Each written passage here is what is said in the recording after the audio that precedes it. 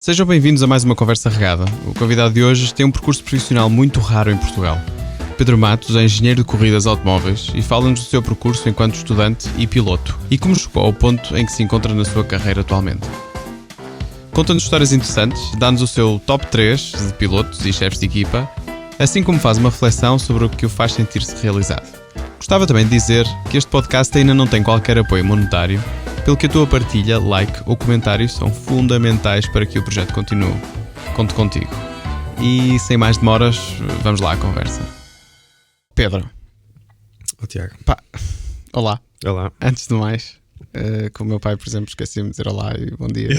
Mas ele fez por Está ti, tudo? Está bem? Estás bem? Está tudo. Portanto, tu estás bem? Eu estou ótimo. E tu? Tudo impecável? Como é que estás? Pronto, sempre tudo a bombar. É assim, eu já te queria trazer aqui há algum tempo. Não pode ser há muito porque o podcast tem um mês, mas desde sempre que eu te quis ter por cá, porque a tua carreira é muito especial e não muito usual para portugueses. Peculiar. Muito peculiar, exatamente. Obrigado. Mas explica lá aos senhores o que é que tu fazes, por favor. Antes, eu não gosto de introduções, explicas tu. Não, olha, antes de mais agradeço-te o convite. Como já te disse, não sei muito bem porque é que estou aqui, porque na minha cabeça não é assim uma coisa tão... É peculiar, isso é peculiar. E pronto, por isso agradeço-te e agradeço o convite. E o que é que eu faço? Eu sou engenheiro de corrida, é a descrição, é o meu job description em português. E basicamente eu trabalho numa equipa de competição automóvel que tem as categorias todas, desde as categorias de acesso à Fórmula 1, portanto Fórmula 4, Fórmula 3, Fórmula 2, etc. E pronto, eu trabalho como, em inglês é Race Engineer. Quando se vê na Fórmula 1 na televisão, eu sou aquela pessoa que se ouve a comunicação rádio com o piloto. E pronto, durante o fim de semana de corridas é isso que eu faço. Claro que tem a parte da engenharia mesmo, o resto do trabalho, e mesmo durante o fim de semana, mas é como se fosse um engenheiro mecânico, mas específico para carros de competição. E tu de vez em quando andas por ti a pensar em coisas engraçadas para dizer, que é para depois aparecer na televisão? Ou aquilo Não. na altura estás Já me mesmo focado no que estás a dizer? Já me perguntaram isso, porque ultimamente as corridas de Fórmula 3 passam na televisão e passam as mensagens de rádio. Sim. E já passaram algumas, já me perguntaram se eu pensava nas coisas antes de dizer, mas não penso. Estás não é mais uma coisa focado em ganhar preparada. do que... Sim, há mais não é que tenhas muito tempo para pensar Pois, naquilo. sim. E pode dar azar. Eu já estava prestes a perguntar se és tu que defines a estratégia, etc, ou se tens uma equipa, mas eu não vou por aí porque senão depois já estamos a ir muito específicos. Sim. Estou eu próprio a desviar. Não, mas por exemplo, na Fórmula 3, onde eu trabalho agora, não há grande estratégia a definir, é a estratégia do fim de semana. E nós, ao contrário das equipas de Fórmula 1, estamos limitados a quantas pessoas podemos ter durante o fim de semana. Portanto, cada carro tem um engenheiro, enquanto na Fórmula 1 um carro tem bastantes. E não é só na Nós pista, tem engenheiros em casa. Exatamente. Nós temos ali é um trabalho. Por isso é que é mais giro, se calhar, do que fazer uma posição muito específica na Fórmula 1, porque nós temos acesso a todas as partes do... E se calhar até mais influência no resultado, não é? Sim, também gosto de pensar que é assim. E é verdade, porque acabas por ter... Estás em contacto com os mecânicos, estás em contacto com o piloto, estás em contacto com... Eu basicamente sou o ponto de ligação entre o piloto e a equipa. E sou eu que defino, digo aos mecânicos o trabalho a fazer no carro. E há mais 2 engenheiros, porque nós temos 3 carros na nossa equipa, mas é definido entre nós. Portanto, é muito menos gente do que na Fórmula 1. Portanto, acabas por ter conhecimento de muito mais áreas, de todas as áreas que têm influência no resultado, na performance do carro. Estou a ver que tens que saber fazer muito mais coisas e pôr ali o barco a andar na direção certa. Exatamente. É assim, é uma função que realmente não é muito normal nós termos portugueses a conseguir fazer das corridas automóveis vida. É um mundo em que não está muito desenvolvida em Portugal em si e pronto, o acesso não é assim muito fácil. Eu gostava era de ver desde os dinossauros, que eu costumo fazer, de onde é que tu vens? Começando por onde é que nasceste? Eu nasci no Porto, vivi a minha vida toda em Leça, até aos meus 18 anos, mas cresci em Leça, vivi 2 anos em Gaia até, com os meus pais num apartamentozito pequenino, depois mudei-me para um sítio que tu sabes. Sim. Que fomos vizinhos. Fomos vizinhos, exatamente. Tu estavas no terceiro andar e eu no segundo. Exatamente. Mas a minha vida foi toda em Leça, a minha infância foi toda... E estamos a dizer que isto foi... Que idade é que tu tinhas? Porque eu lembro-me de ir jogar Micro Machines para a tua casa com um pai uns 4 ou 5 anos. Portanto, é verdade, porque eu mudei-me... Eu nesse prédio, que era... Ainda é, o prédio ainda está lá. É ao lado de casa dos meus avós, que os meus avós ainda moram lá. E eu vivi lá... Eu devo ter vivido lá só 2 anos, pai. E vivi assim até aos 5, 6 anos. Talvez menos. 4, e... 5. Ou seja, a primeira de muitas coincidências em que depois até nos cruzamos. Exatamente. Porque eu vim da Régua, que nem sequer tinha nada a ver, porque eu não nasci no Porto, e fomos dar ao mesmo prédio apartamentos contíguos. E quando é que tu começaste nos karts? Foi logo nessa altura? Não, isso é mais tarde, mas eu comecei nos karts. E assim, eu sempre, a paixão dos carros nasce pelo meu pai, principalmente, como é óbvio. E a família do meu pai sempre teve, os meus tios sempre gostaram, o pai do meu pai também tinha algum gosto por carros, e foi daí que acho que nasceu o bichinho. Se isto passa pelo sangue, foi o ADN do meu pai que passou para mim. E os karts surgem um bocadinho mais tarde porque, pronto, na altura acho que o meu pai se calhar não pensava em pôr-nos a fazer corridas ou assim. E foi mais na altura, eu depois até nós mudamos de prédio onde morávamos, continuei a morar ali em Leça, e passamos a ter como vizinhos que também eram bastante influentes, foram bastante influência para mim na altura, o Tiago Monteiro. Sim, pois, lá, sim. Exatamente. E o Luís Lisboa, que era o copiloto do Adrogílio Lopes, pai do Luís. E... portanto, foi ali, naquele prédio já havia, para além da influência do meu pai, havia todas essas influências. E pronto, foi quando tinha 10 anos que eu tive o meu primeiro kart. E começou daí, nós íamos para o Cabo do Mundo dar umas voltas. Durante 3 anos foi assim, foi só ir, eu e o meu irmão e o meu pai, para o Cabo do Mundo aos sábados. E pronto, a minha mãe ia lá ter connosco a hora do almoço, porque senão não podia passar tempo connosco durante os fins de semana. Sempre apoiou ou tinha medo que te magoasses? Não, ela sempre... Claro, eu tenho a certeza que ela teve medo, ainda sofre bastante com isso, mas nunca impediu de... Nunca foi de género, não quero que façam porque é perigoso, mas eu acho que ela soube que nós éramos sempre... Tínhamos juízo, digamos assim. Como se fosse possível ter juízo nos karts, não é? Como se fosse possível, exatamente. Pelo menos dava-lhe uma falsa sensação de segurança que era o suficiente. Depois, portanto, é nessa altura que nos voltamos a cruzar, porque nós não andámos na mesma primária, mas andámos na mesma escola básica, que era a EB23 Leça da Palmeira, Leça City, aquela selva daquela escola que era incrível. É verdade. Bons tempos.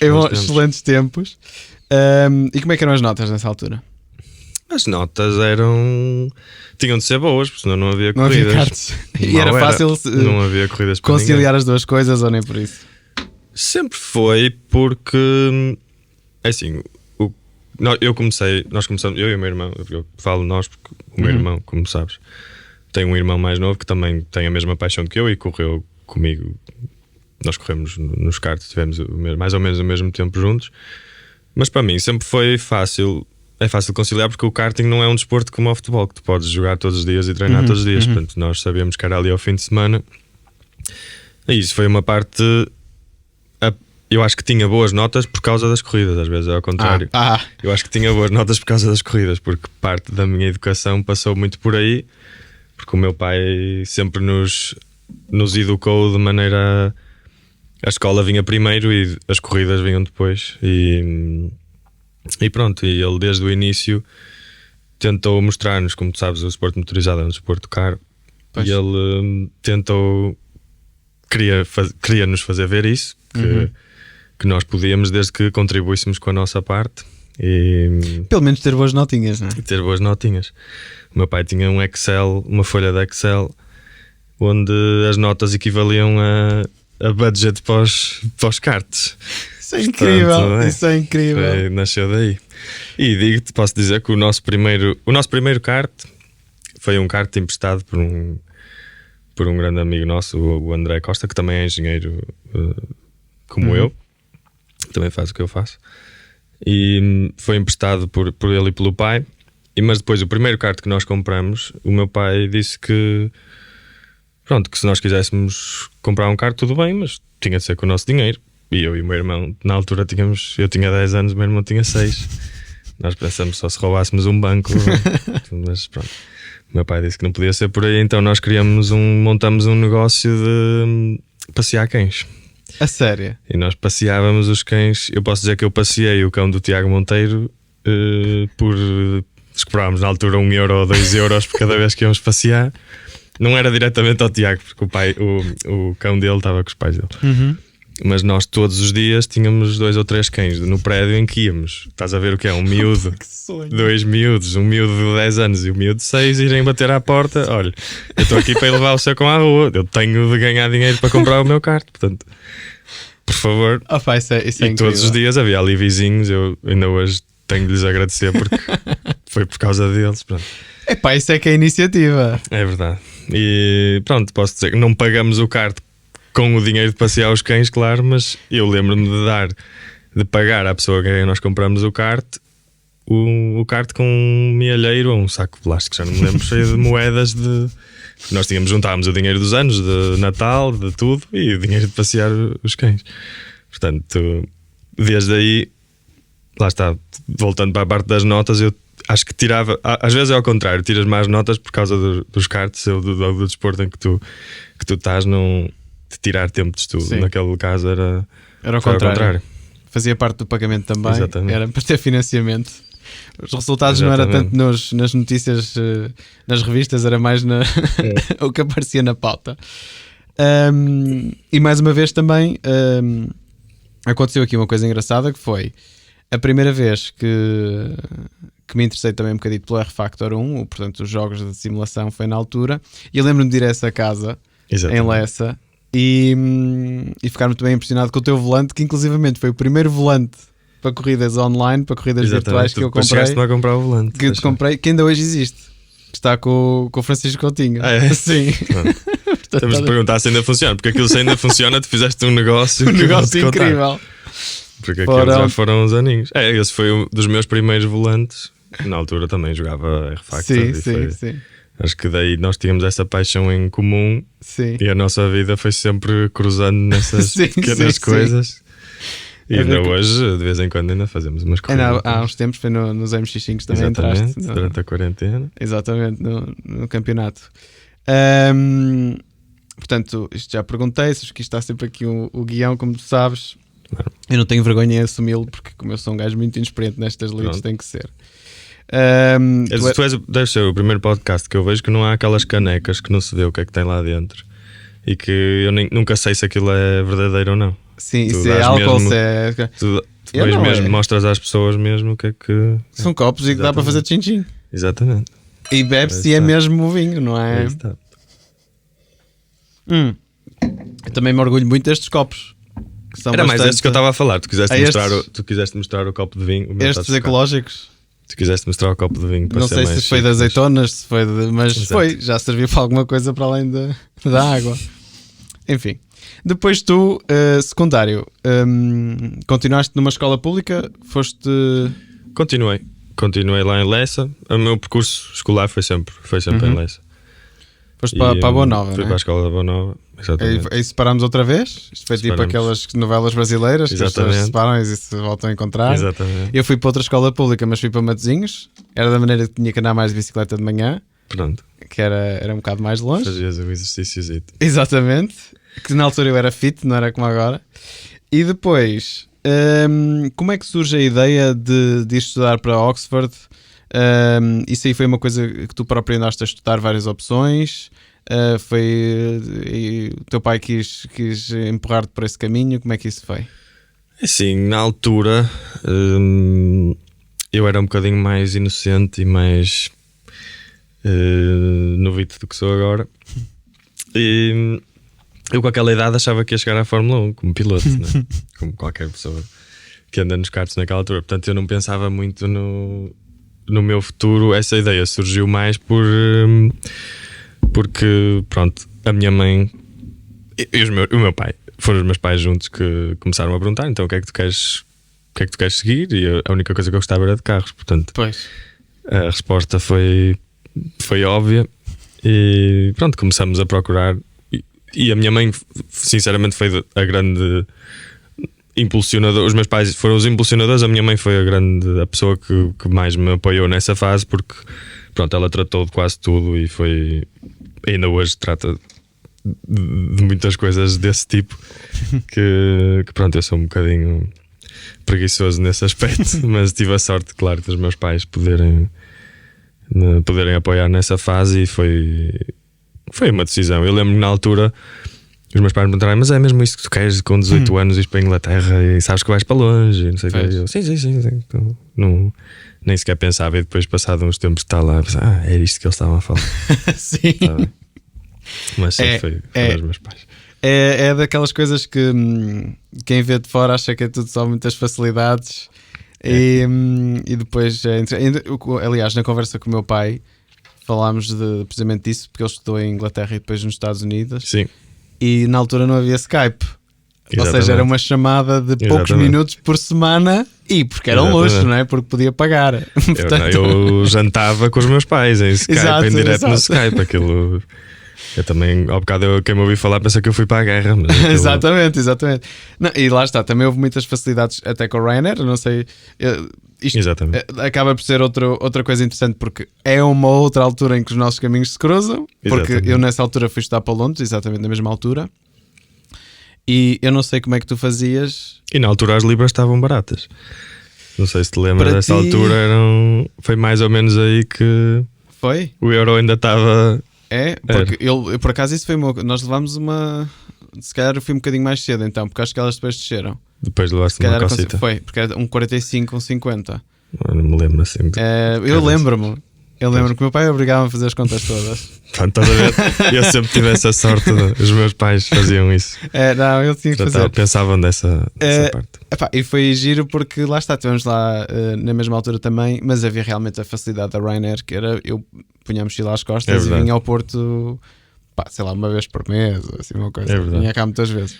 Eu acho que não vinha com tanta frequência, mas o meu problema também é que eu como estava em Oxford, para apanhar a Ryanair tinha de ir a Londres.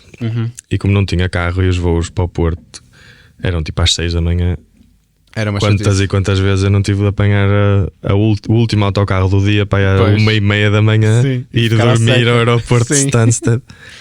Aí eu apanhava no mesmo, que é no outro lado, ainda por cima de Londres. É o mais longe. É o mais longe de todos para ti, cara. Para ir a Lisboa apanhar o avião. Mas pronto, era foi muito sortudo, porque para mim eu saía das aulas de mochila e ia para o Porto, apanhava ainda nessa noite, ainda ia para a noite nessa noite, na sexta. Também cheguei a fazer. E depois voltava de manhã, no das 6 da manhã, para ir à escola. Eu ia à segunda-feira e ia de mala para as aulas.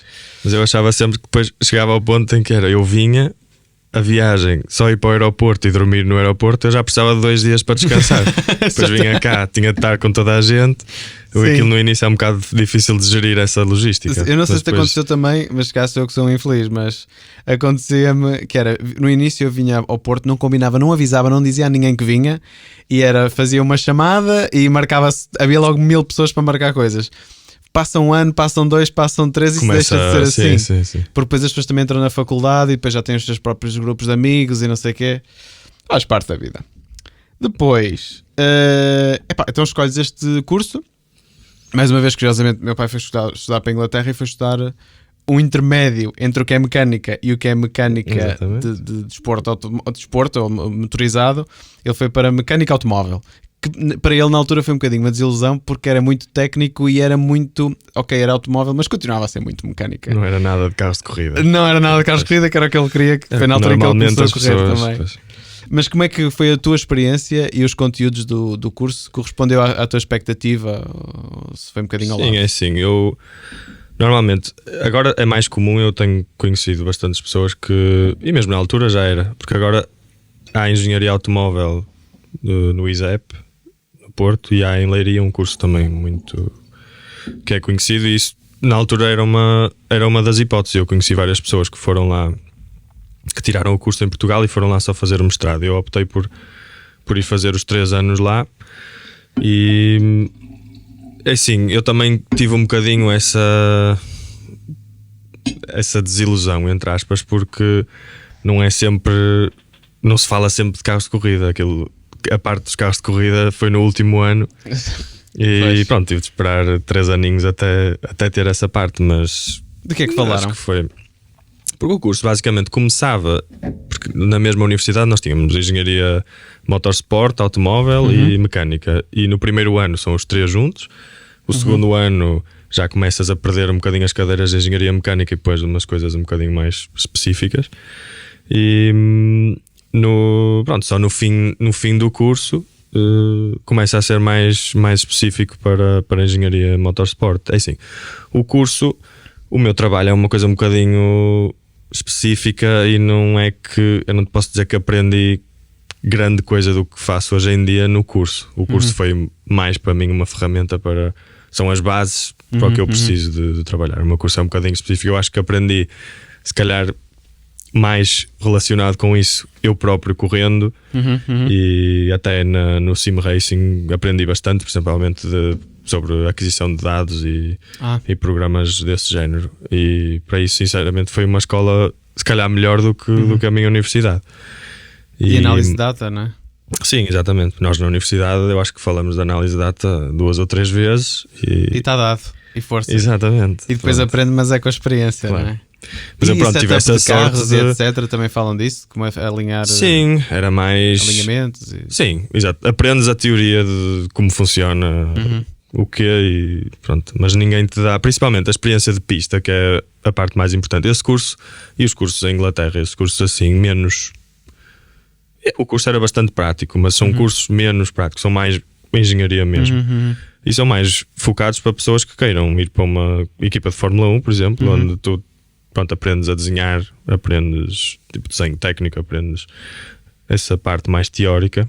E a experiência de pista eu acho que é muito difícil de ensinar alguém. Pois. Lá está, eu tive a sorte de ter corrido, ter o interesse desde novo, estar sempre ligado a pessoas que estavam no meio, e falava e via, e há corridas, e principalmente é engraçado eu dizer isto, muitas vezes muitas pessoas não se acreditam, mas foi com o sim racing que eu aprendi bastante, porque lá está, eu queria encontrar como é que eu podia andar mais rápido e como é que eu podia afinar o carro melhor, ou melhorar os meus tempos, e foi através disso.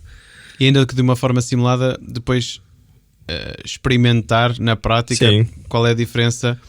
E se calhar até te ajudou também bastante depois a entender o que é que o piloto está a dizer, não é? Exatamente. Porque sim, e foi. depois tu entendes, o piloto está a dizer, estou a sentir o carro a meio da curva, Sim. não está a fazer o que eu quero, ou Principalmente- é à saída, é à entrada da curva. Eu acho que isso eu já tinha de ter corrido eu.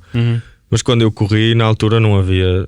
Eu também não corri, não cheguei a correr assim num nível muito. E não eram carros muito complexos de, Sim. de afinações. Exatamente. Mas também não havia. Nos karts, por exemplo, nós não tínhamos aquisição de dados. Eu acho que no último ano de karts eu tinha um lap timer que tinha aquisição de dados, e eu via, e as pessoas até às vezes ficavam a olhar para mim o que é que ele está a fazer.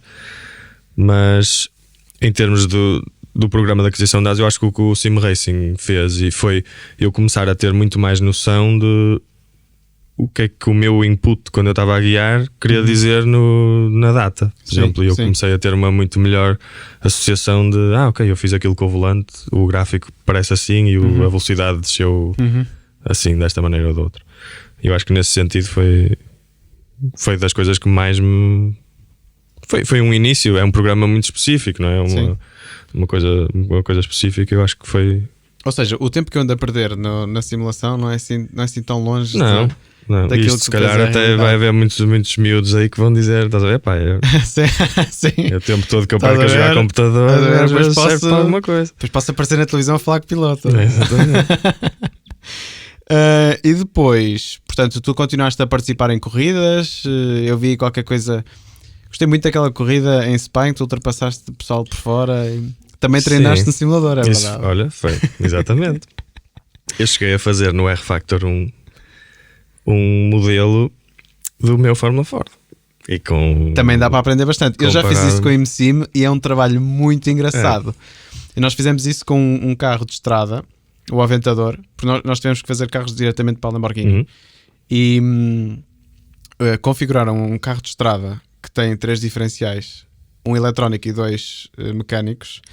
Vai lá, vai. E nós tivemos a fazer aquilo diretamente com o piloto que fazia o setup do carro para a estrada. Ou seja, ele conhecia o carro.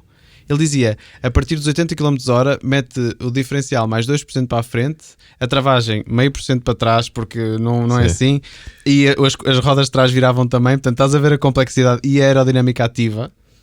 E ele Estás sabia pronto para ir identificar... trabalhar. Já podia, estás a ver? Estás pronto para E ir trabalhar. o gajo conseguia identificar o que é que estava a faltar nas curvas lentas. Por exemplo, as rodas de trás fazem muita diferença. Mas ele depois a estabilidade. guiava e dizia, Ele dava-te guiava e dizia feedback. exatamente. Epá, e foi uma experiência brutal.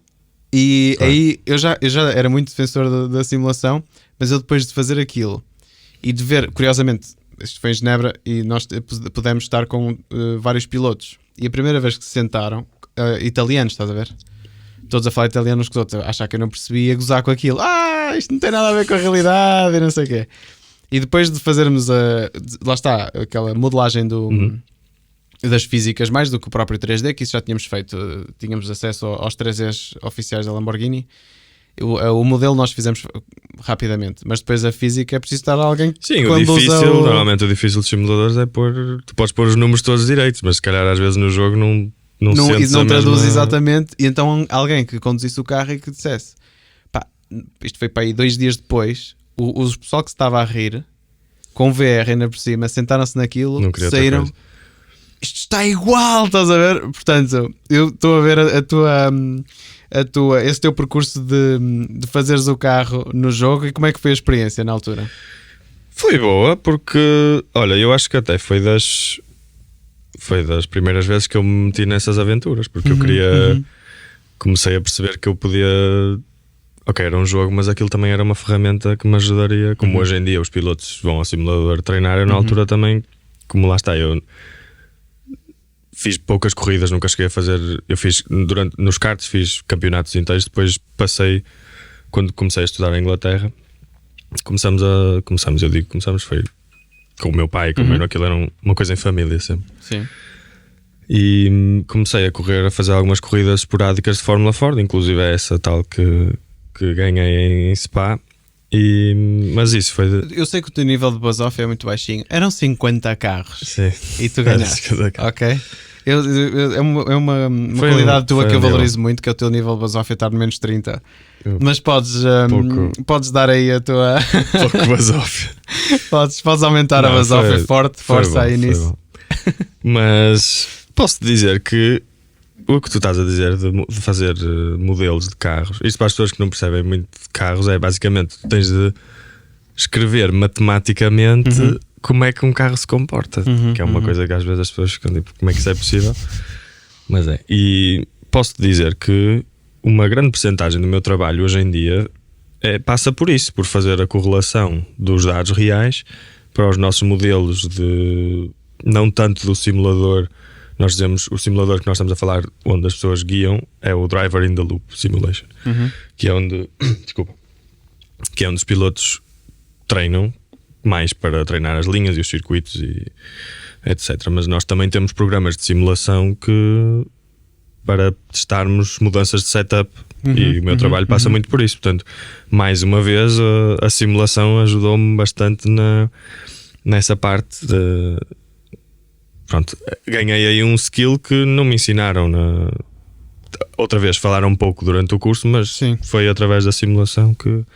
Pronto, e essa corrida de Spa, se calhar foi o meu primeiro exemplo de... Ui, isto afinal Ajuda mesmo. Ajuda, porque... E tu ao volante, ou seja, tu entendeste muito bem essa vantagem porque tu sentiste a tua própria, não é? Sim. Eu tinha, como aquilo foi, eu tinha dados do carro numa pista, devia ser para ir Braga ou não sei o quê, e tinha no jogo, dava umas voltas em Braga e tentava pôr a data igual. Sempre tentar ter a mesma velocidade máxima, a velocidade em curva, mais ou menos, ia mudando os parâmetros. No R-Factor 1 aquilo era um bocadinho mais random, mas depois lá está, era uma pista. Eu nunca tinha guiado em Spa e nós chegamos lá e tive de ir direto. Nós tivemos uma sessão de treinos livres, mas eu tive um problema com o carro, portanto eu nunca tinha visto a pista na vida e andei tanto de simulador, tanto que cheguei lá e era como se tivesse lá estado. E pronto, foi a minha primeira experiência assim de... Isso pá, é uma pista ainda bastante grande. Num carro desses devia ser 2 minutos e muito, não é? 2 minutos e 50 e tal. Pois, quase 3, exatamente. Um GT3 faz 2 minutos e 18, 2 minutos e 20. Exatamente. Portanto, andavas num Fórmula 4. Eu andava num Fórmula Forte. Aquilo tinha de se levantar o pé no fim da reta porque os gear ratios não eram... A relação de caixa não era longa o suficiente. Ou para seja, dar tu para podias partir o motor se fosses para aí fora. Se fosse sozinho, não. No cone de ar, sim. Sim. Tinhas de andar ali a gerir. Que incrível. Ou seja, era mesmo há anos 80 na Fórmula 1 que eles tinham que gerir bem a maquinaria. O meu carro era senão... de 88. O meu carro era de 1988. Eu sempre corria em carros velhinhos. Aquilo era uma corrida onde os carros todos eram velhos. Sim. E tu, portanto, eu por acaso tinha aqui a pergunta se tinhas continuado a correr, pelos vistos sim, não é? Sim, fui fazendo esporadicamente e pronto, assim de coisas maiores tive essa corrida. Nós depois era uma média mais ou menos de, sei lá, 3 por ano. Fazíamos 3 corridas, 4 por ano. E pronto, foi em Inglaterra, a maior parte era em Inglaterra. Cheguei a participar no Fórmula Ford Festival, que era tipo a final mundial de Fórmula Ford. E eu participei 2 vezes e na primeira acabei em 5º. É um fim de semana onde tens, imagina, 120 carros inscritos e passas por corridas de qualificação. Sim. E eu acabei em 5º no primeiro ano e fiz depois, passado 2 anos, fiz outra vez só mais para brincadeira e acabei em 10º. Portanto, essa 5º ainda só acho que é a segunda melhor participação de um piloto português. Portanto, é uma coisa que me orgulho um bocadinho. Assim. Então diz-me lá a verdade, isso é resultado de patitas, portanto skills, ou é resultado dessa afinação? Isso já é quase... Eu acho que, pronto, eu também sempre tive a sorte do meu pai, percebe largo da coisa. Ok. E sempre ajudava, mas como aquilo... Depois tens essa coisa, tu fazes parte de uma equipa e o pai chegar lá e começar a mandar uns bitites também não era... Mas pronto, eu acho que o facto do meu pai perceber ajudava, claro. Mas... Para ficar em 5º 120 é preciso estar tudo de bem, não é? Não é só, é preciso os astros estarem muito alinhadinhos. Não é só conduzir bem, mas muito, não é? E não é só o carro estar bem afinado, mas muito também. Não, mas pronto, foi...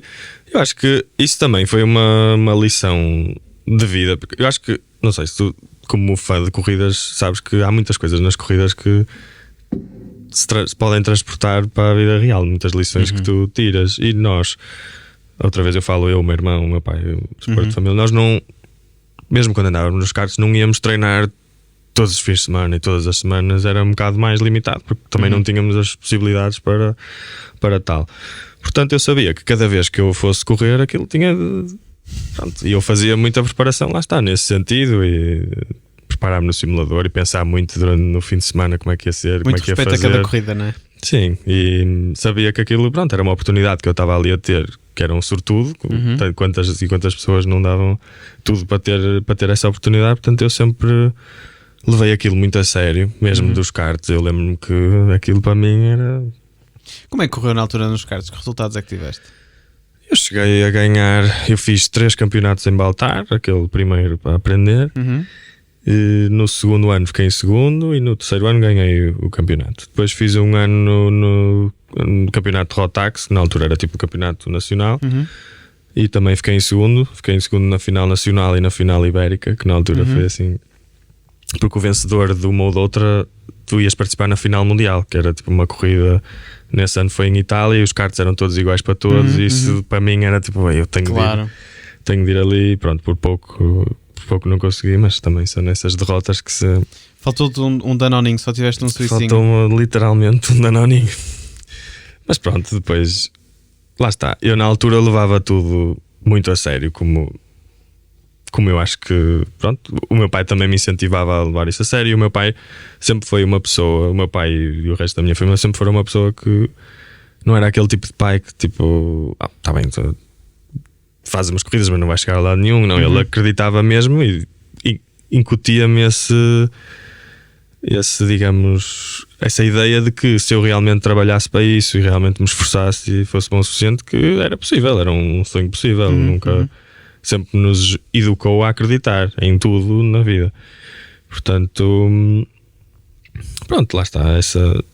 Foi essa lição também que eu levei para o resto da minha vida, que ter de me aplicar nas coisas que fazia. Então isso quer dizer que te aplicaste nas aulas também? Portanto tiveste boas notas lá na Inglaterra? Também, não era dos melhores alunos, posso dizer, mas... E é uma coisa que se calhar... Pronto, eu fiz o curso e não tive problemas em fazer o curso e aprendi o que tinha a aprender, mas depois tu cresces e eu acho que se me dessem outra vez a mesma oportunidade, se eu fosse estudar outra vez, já via aquilo com outros olhos, porque eu agora vejo que, se calhar, se eu tivesse estado mais atento àquela aula ou tivesse aprendido mais ali... E a Inglaterra, não sei se tu notaste isso, mas a universidade é muito... Tu, para passares, tu não precisas de estudar muito, nem saber. Tu tens de ser um bocadinho autodidata. Eles dão-te as condições, tu tens ali uma biblioteca cheia de livros e cheia de coisas.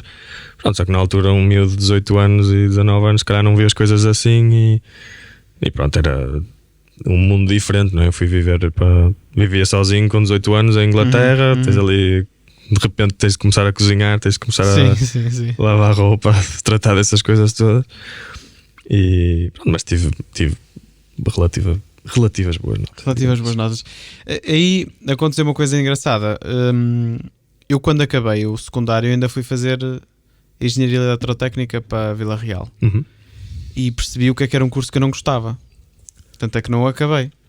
E depois é que fui estudar Engenharia de Som para Londres. E nós chegamos a encontrar-nos. Eu acho que nós chegamos a estar juntos em Londres. Eu acho que sim. Eu fui visitar-te acho um que dia. acho que sim. Tu foste até lá. Mas nós estivemos lá na mesma altura. Sim.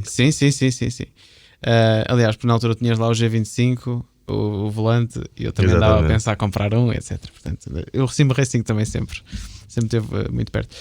O que eu notei é que o meu curso, eu tive uma vantagem. Portanto, o curso era apelativo numa vertente em que, no meu caso, era mesmo muito prático. Ou seja, as minhas aulas eram do género, os trabalhos. Eu nunca me vou esquecer de Production One, que era para produzir uma banda, em que eles se viram para nós, e é como tu dizes, é muito mais safem-se. Exatamente. Dão-te o tema e tens... Ora bem, vocês vão ter que gravar uma banda. Ok, até a data X. Ok. Então, ok, onde é que está a banda? Vocês não sabem ir sair à noite e beber uns copos? Vocês estão em Londres, querem melhor sítio para arranjar uma banda? Ou seja, as aulas eram muito mais do que só a parte meramente académica, e tínhamos também essa questão humanista e de vida, de experiência de vida, de ir escola da vida. Exatamente, ir e tratarmos da nossa vidinha. Portanto, houve isso. Agora, o que eu me apercebi foi que, não sei se aconteceu isto contigo, como era uma coisa que eu gostava tanto, porque eu já fazia música desde os 15 ou 16, acho que até chegámos a ouvir uns pianos que eu fiz em minha casa. Exatamente. E eu na altura não estava minimamente interessado eu queria ter boas notas, mas imagina, dava-me um assignment, uma coisa para fazer, e aquilo tinha uma série de parâmetros, e era, por exemplo, para a produção de uma peça de música eletrónica, e eu fazia a melhor música eletrónica que eu conseguisse, e às vezes ignorava alguns espaços. Não, isto não vai ficar bem nesta música. O que eu quero é a melhor música, não quero a melhor nota. Exatamente. Então aconteceu muitas vezes. Mesmo assim acabei com notas muito boas, mas aconteceu-me isto, não sei se te aconteceu também, de tu se calhar também estás tão focado na questão das corridas e ser uma coisa que te era tão próxima, que se calhar a tua atenção ia sempre desviada para aquilo que era aquilo que talvez na altura visses como a utilidade mais prática da coisa, não é? Sim, mas eu acho que outra coisa que é importante focar também nesse meu percurso é que eu acho que até depois de eu já ter tirado o curso, eu sempre olhei o meu curso, eu tinha ido estudar carros de corrida porque eu queria guiar carros de corrida, não era porque eu queria ser engenheiro. E foi até bastante tarde que eu consegui fazer o tal, ok, pronto, eu não vou conseguir ser um piloto profissional, se calhar um dia, quem sabe. Mas eu tinha ali de me focar naquele plano B e a minha ideia na altura foi, porque quando eu decidi que ia estudar para a Inglaterra, não foi porque eu nunca pensei o que é que eu quero ser. Eu vou ser um engenheiro de corrida. Nunca pensei isto antes de ir para a Inglaterra. Tu querias era continuar perto daquele mundo. Exatamente. E na altura foi. E hoje em dia agradeço essa decisão porque foi como que aproveitar todos aqueles anos que eu tinha. Alguém pode dizer, foram anos perdidos porque eu depois não fui piloto profissional ou qualquer coisa. Mas eu hoje em dia utilizo toda essa experiência que eu adquiri todos esses anos e pus em prática na minha vertente profissional hoje em dia. Mas eu acho que mesmo durante os anos da universidade eu nunca olhei para aquilo como eu vou fazer aquilo. Para mim, às vezes, sou sincero, às vezes não gostava de estar lá porque estava longe de casa, porque não corria com tanta frequência. Pronto, portanto, mesmo até nos primeiros anos de trabalho, aquilo para mim, eu duvidei seriamente se seria aquilo que eu queria fazer, porque para além de não correr, eu estava ali a trabalhar com pessoas que estavam a fazer o que eu queria. Portanto, aquilo era um bocado facada. E foi até uns anos depois disso que psicologicamente tiveste que fazer uma gestãozinha. Sim. Foi muito fácil tu saíres do curso e ter trabalho? Ou?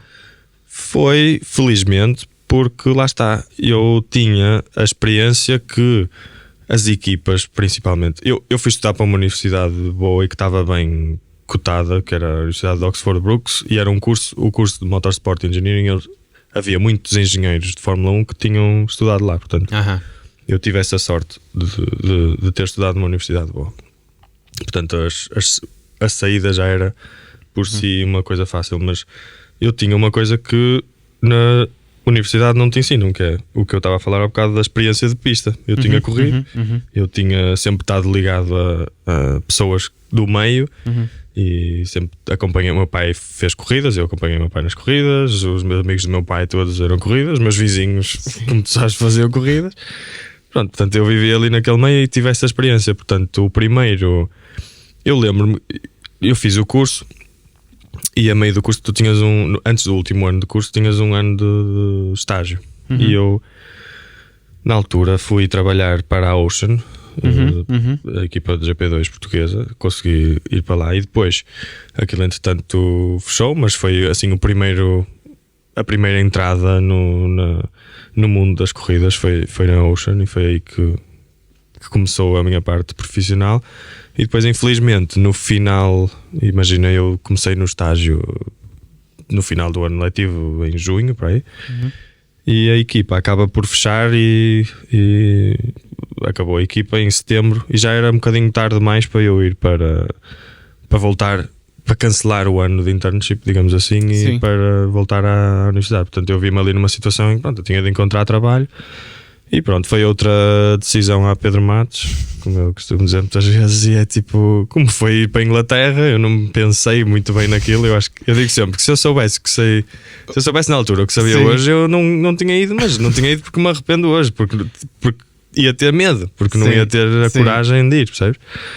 Portanto, essa parte minha de ser um bocadinho ingênuo ajudou porque olha, bola para a frente. Sim, sempre, mas isso sempre. E eu digo isso muitas vezes. E nessa altura foi outra vez que aconteceu isso, porque eu vi-me em casa, em Portugal, que na altura era o que eu queria, porque eu queria estar cá, porque pronto, tinha saudades de casa. Lá essa praia. Exatamente. E nós ainda por cima vivemos num sítio péssimo, né? Sim. E pronto. E eu na altura vi-me forçado a procurar trabalho. E lembro que surgiu um trabalho para ir para a Alemanha, para uma equipa de GTs, que na altura não era no papel. Eu fui procurar aquilo, não era especial, mas eu mandei na mesma. E eles responderam, eu tive uma ou duas entrevistas e fiquei com o trabalho. Aquilo pareceu-me relativamente estranho ou fácil, digamos assim. Eu pensei que pronto, Onde é que tanta era? gente. Aquilo era num sítio chamado Saarbrücken, que é no meio do nada, basicamente. Aquilo fica abaixo do Luxemburgo. Ok, sim. E olha, ficava relativamente perto do Nürburgring. Pois, é que Tu eu vais passei lá lá bastantes vezes, assim, muitas semanas. Pronto, exatamente. Hoje em dia a equipa é relativamente conhecida, é a HTP Motorsport, que tem os Mercedes, Sim. maioritariamente. Mas na altura eu lembro que aquilo começou, o primeiro dia com a equipa foi um teste em Portimão. Pronto, eles tinham lá vários pilotos a testar, estavam a tentar testar, isto era um teste de inverno, e estavam na altura a testar os vários pilotos para, foi em fevereiro, pai. Sim, em fevereiro. E eles estavam a testar os pilotos para a próxima época e pronto, eu senti-me um bocadinho como um peixe na água, porque eu já tinha, como te disse, no simulador já tinha trabalhado com programas de data, na Ocean já tinha tido acesso a isso. E hoje já tinha projetos muito interessantes, que tinha a GP2. Exatamente, não é? sim. Eu fui na Ocean, fui a um grande prémio, fui ao Grande Prémio de Valência, a pista citadina, foi o único grande prémio que eu fui. Eu só trabalhava na fábrica. Mas uma vez em conversa com o meu chefe de lá, perguntei-lhe, tipo, mas não houve muita gente que concorreu ao trabalho? Porque é que foi um bocadinho numa. Lá está, era ingênuo e perguntei, entre aspas, mas porquê é que me escolheram a mim? Ele disse que eu era a única pessoa que. Lá está, porque pessoas com cursos e hoje em dia há muitas, sim. Mas o que principalmente neste meio é preciso é a Cheira experiência de campo, borracha. exatamente, Sim. é mãos sujas. Pronto, e foi o que ele disse, que eu tinha sido, mas lá está, também tive essa sorte de ter podido correr quando era mais novo e sempre ter estado ligado a isso. E pronto, e a partir daí o problema não, o que acontece no desporto motorizado é que uma vez que tu entras, só dependes de ti e do teu trabalho para se realmente gostas e tens jeito, depois pronto, palavra por só palavra as pessoas conhecem-se e fica ali um mundo muito pequeno. Portanto eu acabei por fazer esse estágio. Eles na altura, eu lembro-me que no final, porque a equipa fazia 2 campeonatos. E tu falavas tudo em inglês, não? Tudo em inglês, e digo-te que os tempos na Alemanha onde eu vivia sozinho na Alemanha, não falava uma palavra de alemão, ainda não falo. Sim. Porque na altura estive lá menos de um ano e quando é no meio do nada é um bocadinho mais difícil. Exatamente. E ninguém faz um esforço. Em Nürburgring, por exemplo, em Nürburgring é mais fácil porque muita gente fala inglês, porque aquilo é mesmo, tem muito turista. Tem mais vida, sim. Agora, se tu estiveres mesmo no meio de nada na Alemanha, já parei em muitas estações de serviço na autoestrada, eles olham para ti, não, falas alemão se queres. Exatamente. Portanto, lá me safei, linguagem gestual. Eu digo-te, isto pode parecer chocante, mas é verdade. Eu acho que cheguei a passar semanas em que não falava. Porque eu estou-me a rir, mas não tem piada nenhuma. Eu digo, a minha vida lá, eu vivia num quarto alugado em casa de uma senhora alemã que tinha 2 filhos e eles, por acaso, a senhora falava inglês e os filhos também. Os filhos eram relativamente novos, portanto tinha essa parte aí. Mas eu depois tinha uma scooter da equipa andar no paddock. Sim. Para os pilotos andarem. Eu ia de scooter, aquilo era numa montanha, eu subia à montanha de scooter, ia trabalhar e voltava à noite. Sim. Na scooter. Portanto scooter era o meu primeiro veículo. E eu ia para a fábrica. Eu era o único engenheiro na altura na fábrica, porque o engenheiro-chefe trabalhava de casa, era freelance. E os mecânicos eram todos alemães e não falavam inglês. Portanto, como é que tu aquilo à hora do almoço, pronto, eu lá estava, fazia o meu trabalho, pronto, fazia o que tinha a fazer, aquilo, linguagem gestual. Depois nas corridas aquilo tu descobres que tens ali uma linguagem muito particular. Sim. Portanto, lá está. Eu aprendi algumas asneiras, aprendi algumas coisas, mas nunca aprendi. Sim. Nunca aprendi a falar alemão propriamente. Mas isso foi a Ocean junto com a HTP, foram a minha entrada no mundo das corridas, porque eu depois acabo por voltar para a universidade e antes de acabar o curso eu lembro que estava a fazer a tese e para mim aquilo já não era fácil, não servia para nada, porque eu já tinha trabalho, eu já tinha arranjado trabalho na altura numa equipa de GP2, onde trabalhei com o André Costa, com quem eu falei há bocado. Portanto, foi outra pessoa que os nossos percursos se cruzaram. falei ao bocado que o meu primeiro kart tinha sido dele, acabo por me cruzar depois com ele, porque ele trabalhava lá. E na Ocean, ele trabalhava na Ocean também, foi aí que eu conheci. E onde é que então foste trabalhar? Eu fui trabalhar para a Caterham, na altura. A Caterham tinha uma equipa de Fórmula 1. Sim. E eu estava a trabalhar na fábrica da Fórmula 1, mas era na equipa da GP2. Eu era engenheiro de data. Como eu expliquei há bocado, na Fórmula 3 tu tens um engenheiro por carro e tratas da parte da data, da parte do setup, da parte, fazes tudo. E na GP2 havia 2 engenheiros, um engenheiro de corrida que tratava da comunicação com o piloto e das coisas mais sénior, mais de setup e essas decisões mais importantes, e nós fazíamos o trabalho de chapa escravo, de estar ali a analisar a data. Tudo que era chato nós fazíamos. Sim. Eu lembro-me que nós depois, houve uma altura em 2017, e que ano é que isso foi? A Caterham foi em 2013. Não, Ok. 2014. E ficaste lá até quando? Fiquei 1 ano, porque lá eu depois essa equipa voltou a ser vendida, e na altura acabei por mudar de equipa para uma equipa rival, para a Arden. Pois. Também lá perto de Oxford. Portanto, eu vivia em Inglaterra. Banbury. Em Banbury, exatamente. Sim, que tu foste lá. Exatamente. Depois foi em 2000 mais uma vez. Eu liguei. O volante ainda funcionava, portanto, tu ainda não tinhas dito nada do volante. Portanto, nunca mais chateei. Foi engraçado porque. Por acaso, eu safei-me com isso. Sim.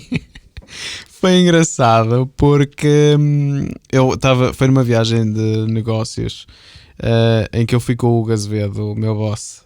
Fomos a Silverstone à final mundial. Não foi nada à final, foi só numa das corridas da Ferrari Challenge em Silverstone. Sim. Eu disse: olha, tenho aqui um amigo que trabalha não sei quem, vamos ligar. A visitar a fábrica. E fomos, visitámos a fábrica, estivemos lá a ver. Até mostraste vários projetos, porque aquilo tinha várias. Sim. Tinhas a Fórmula 4. Exatamente. E tu estavas na Fórmula 4 nessa altura. Experimentámos o simulador, em que eu a fazer a minha força toda estava a usar 60% do travão, pelos vistos. O Hugo ainda menos, pelos vistos também. É verdade. Aquilo foi assim um bocado. Estava sempre virado ao contrário naquele simulador. Não sei lá que setup é que tu andavas a fazer. Eu reduzi o grip na altura. Eu agora posso te dizer. Mas eu na altura não tinha para ali. Quer dizer, eu tinha o recorde e ia-te deixar. Pus o grip menos 2. Pronto, aquilo. Nunca mais cheiravas. Não, mas é muita falta de patitas. Mas foi muito engraçado porque nós visitámos, lá está, cruzámos mais uma vez, e foi em 2017 e estavas na Arden, e visitámos mesmo tudo, o sítio onde vocês tinham a parte da fibra de carbono. Sim. E dos chassis. Foi interessantíssimo essa altura. Os troféus todos. Chegamos até a ter uma reunião com o teu boss na altura. É verdade. E lá está, mais uma vez nos cruzámos. E o que é que então fizeste nessa altura na Arden, e que cargos é que desenvolveste? A Arden foi a equipa até hoje onde eu tive mais tempo. Eu tive 4 épocas e meia, ou foram 4 anos e meio mais ou menos que tive lá. E pronto, e o interessante da Arden é que a Arden foi o sítio onde eu passei, onde fiz o tal clique de passar a pensar: ok, isto é. Parei de pensar como eu vou ser piloto e pensar: ok, eu até gosto disto. E voltei a descobrir ali uma paixão que tinha. Portanto, eu comecei a trabalhar na Caterham, e no meu primeiro ano de Arden eu fazia um trabalho mais, como tu disseste há bocado, onde se calhar tinha menos responsabilidade, onde tinha menos influência, digamos assim, no resultado, que era numa categoria de acesso à Fórmula 1, mas fazia uma posição mais júnior, digamos assim. E a Arden foi a primeira equipa onde eles tinham várias categorias. Portanto, eles tinham o GP2, tinham Fórmula 3, tinham Fórmula 4 na altura. Sim. E Fórmula 4 é assim a fórmula de acesso depois dos karts. Os miúdos, o passo seguinte é ir para a Fórmula 4. Eles têm 16 anos, podem começar a correr com 16 anos. E eu no primeiro ano trabalhava na equipa de GP2, mas a Arden nunca... já tinha sido, mas na altura não era assim uma equipa muito competitiva na GP2. E pronto, eu não posso dizer que adorava ou não adoro como adoro hoje em dia o meu trabalho, por exemplo. Pronto, e foi na Fórmula 4 que eu comecei a ver que aquilo eu gostava de experimentar, porque primeiro a minha experiência de piloto é muito mais, porque na altura os pilotos de GP2 tinham a minha idade, mais ou menos, na altura, deviam ter 20 e poucos, E são pilotos que eles já não vão ouvir nada de que tens para lhes dizer. Tu não vais ensinar ninguém ali.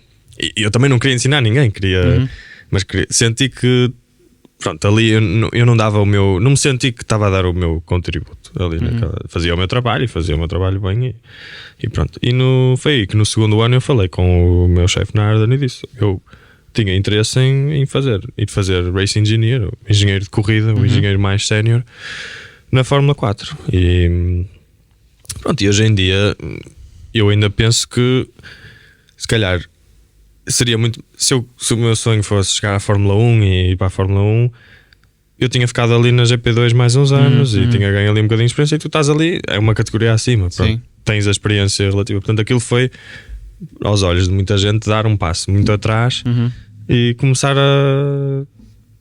de baixo.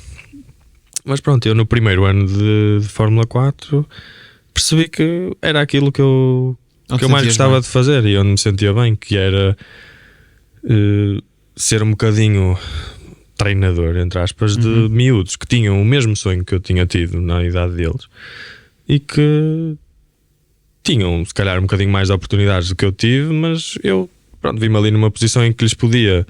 Eu já tinha estado na posição deles, sabia exatamente o que eles estavam a sentir, o que eles estavam o que eles precisavam de ouvir, e tinha as duas, tinha os conhecimentos das duas partes, a parte da pilotagem e da parte da engenharia, portanto.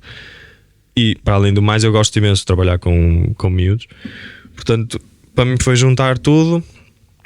E quando eu ganhei a minha primeira corrida como engenheiro, eu acho que foi o ponto de viragem em que eu pensei mesmo. Foi a única coisa desde que eu ganhei uma corrida como piloto que me fez sentir tão feliz e tão bem e tão realizado. Portanto, pronto, fiquei por ali. Então sentiste mesmo, ali o teu trabalho faz diferença? Sim, ali acho que foi mesmo sim.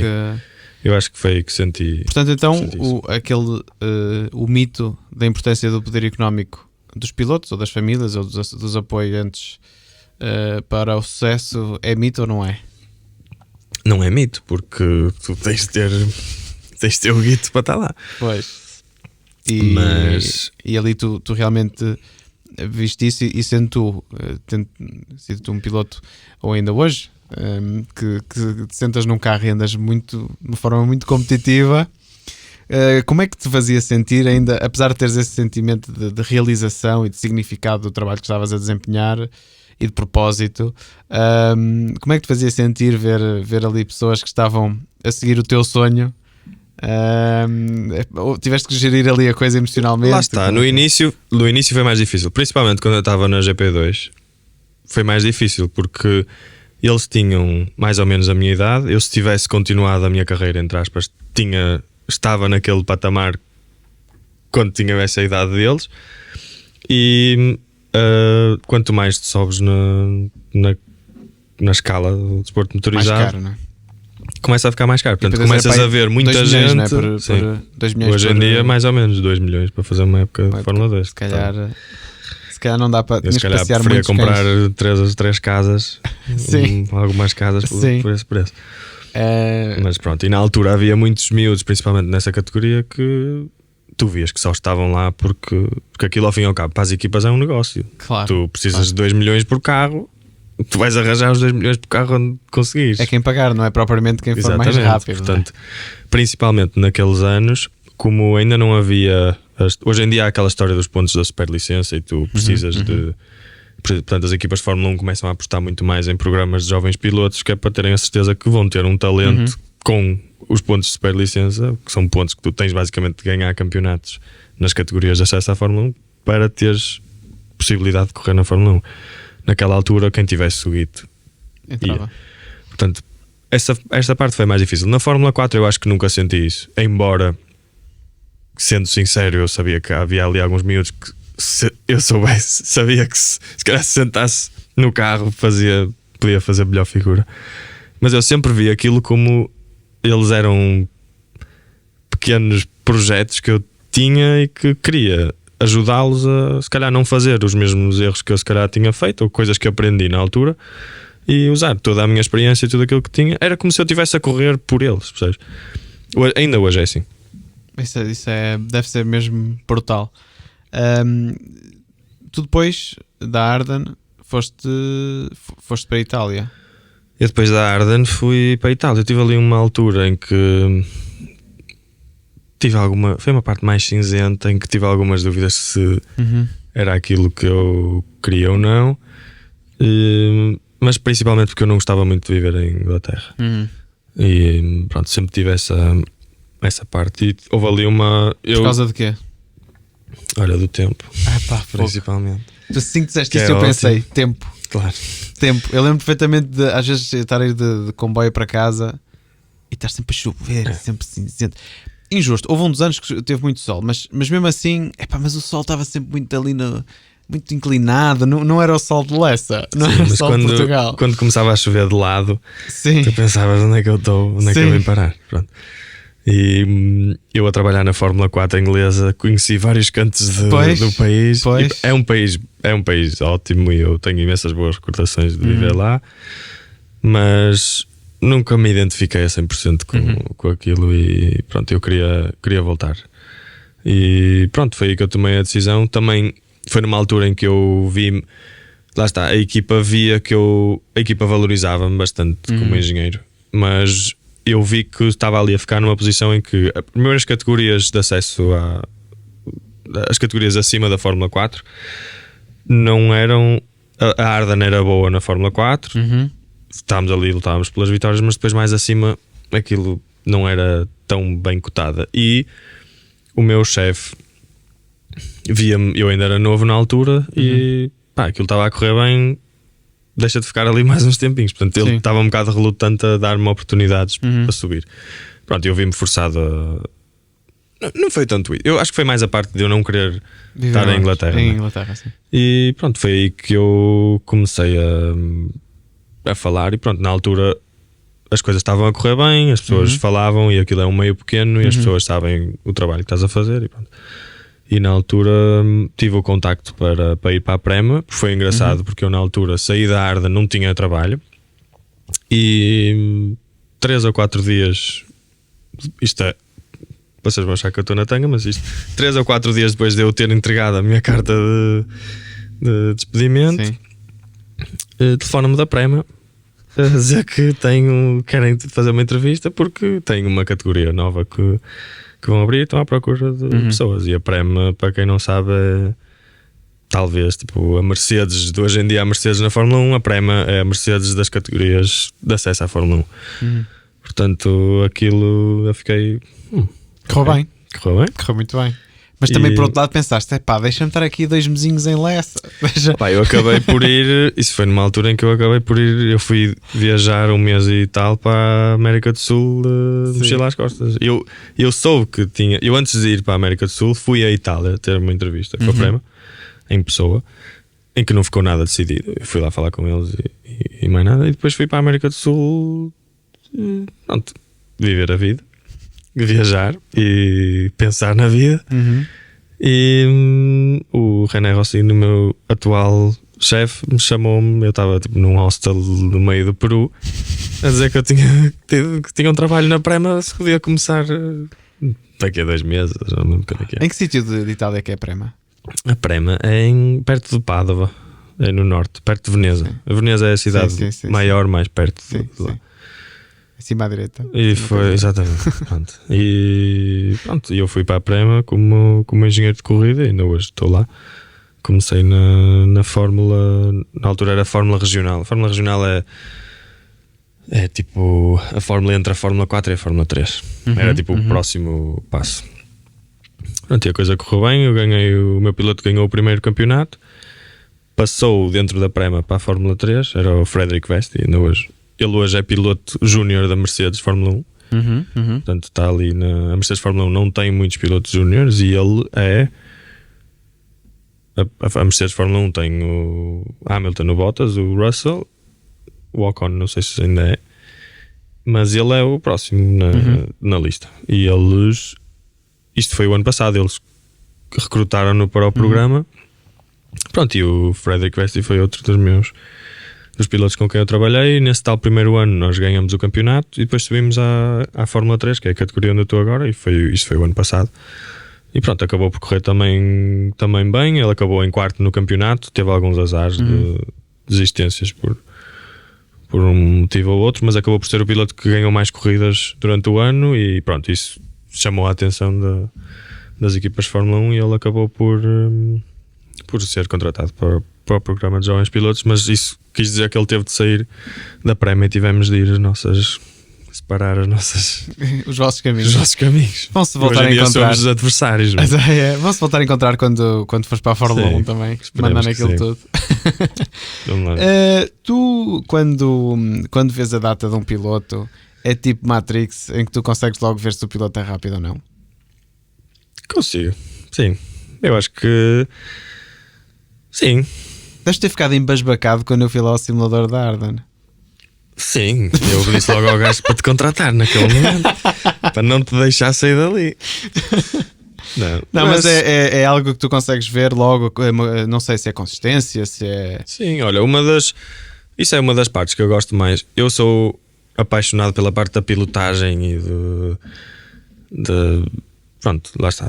A parte mais de piloto. Eu digo que eu não sou engenheiro de corrida, eu sou engenheiro de pilotos, porque o que eu gosto mesmo é da parte da pilotagem e da condução e de extrair a performance dos pilotos, porque nas categorias júniores, hoje em dia, os carros são todos iguais, entre aspas.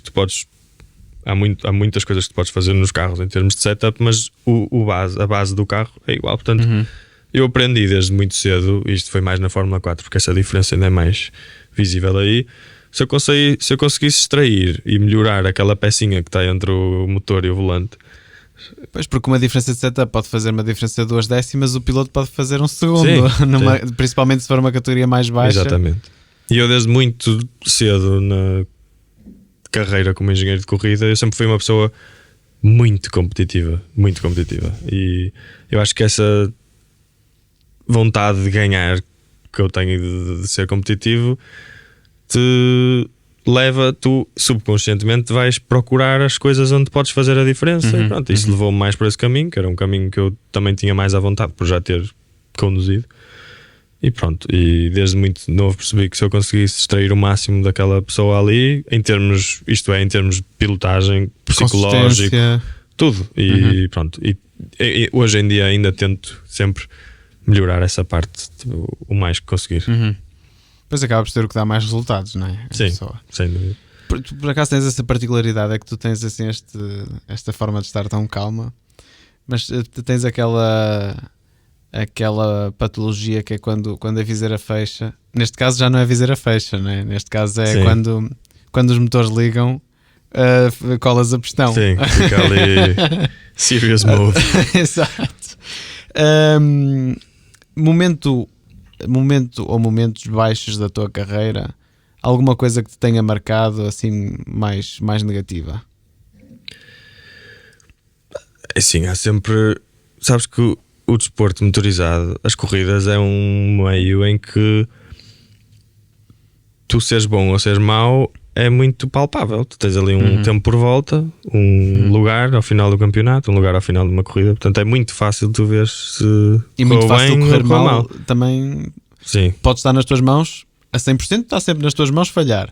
Sim, a vitória que depende também de outras coisas, não é? Sem dúvida. E pronto, ter essa noção dessa responsabilidade. Eu acho que sempre fui uma pessoa com bastante... Sim, sou uma pessoa responsável e há pessoas que às vezes não veem isto no meu trabalho, mas tu, ao fim e ao cabo, tens alguma responsabilidade no resultado final. Por muito pouco que seja, tu podes influenciar o resultado de alguma maneira. Mas assim, momentos maus que eu tenha tido, não sei, no fim desse ano de 2018, não é que tenha sido um ano mau, mas eu acho que foi um ano que me ensinou a mim bastante como pessoa, porque outra coisa deste meio é que tu perdes muito tempo. Tu tens de dedicar a tua vida a isto. É uma coisa, tu estás o ano inteiro em corridas, estás o ano inteiro a viajar, estás o ano inteiro. Pronto, e eu no fim desse ano, 2018, foi um ano que eu pus tudo de mim naquilo. A minha vida era aquilo, desde que eu acordava até que me ia deitar. Vivia em Inglaterra, não passava tempo com a minha família.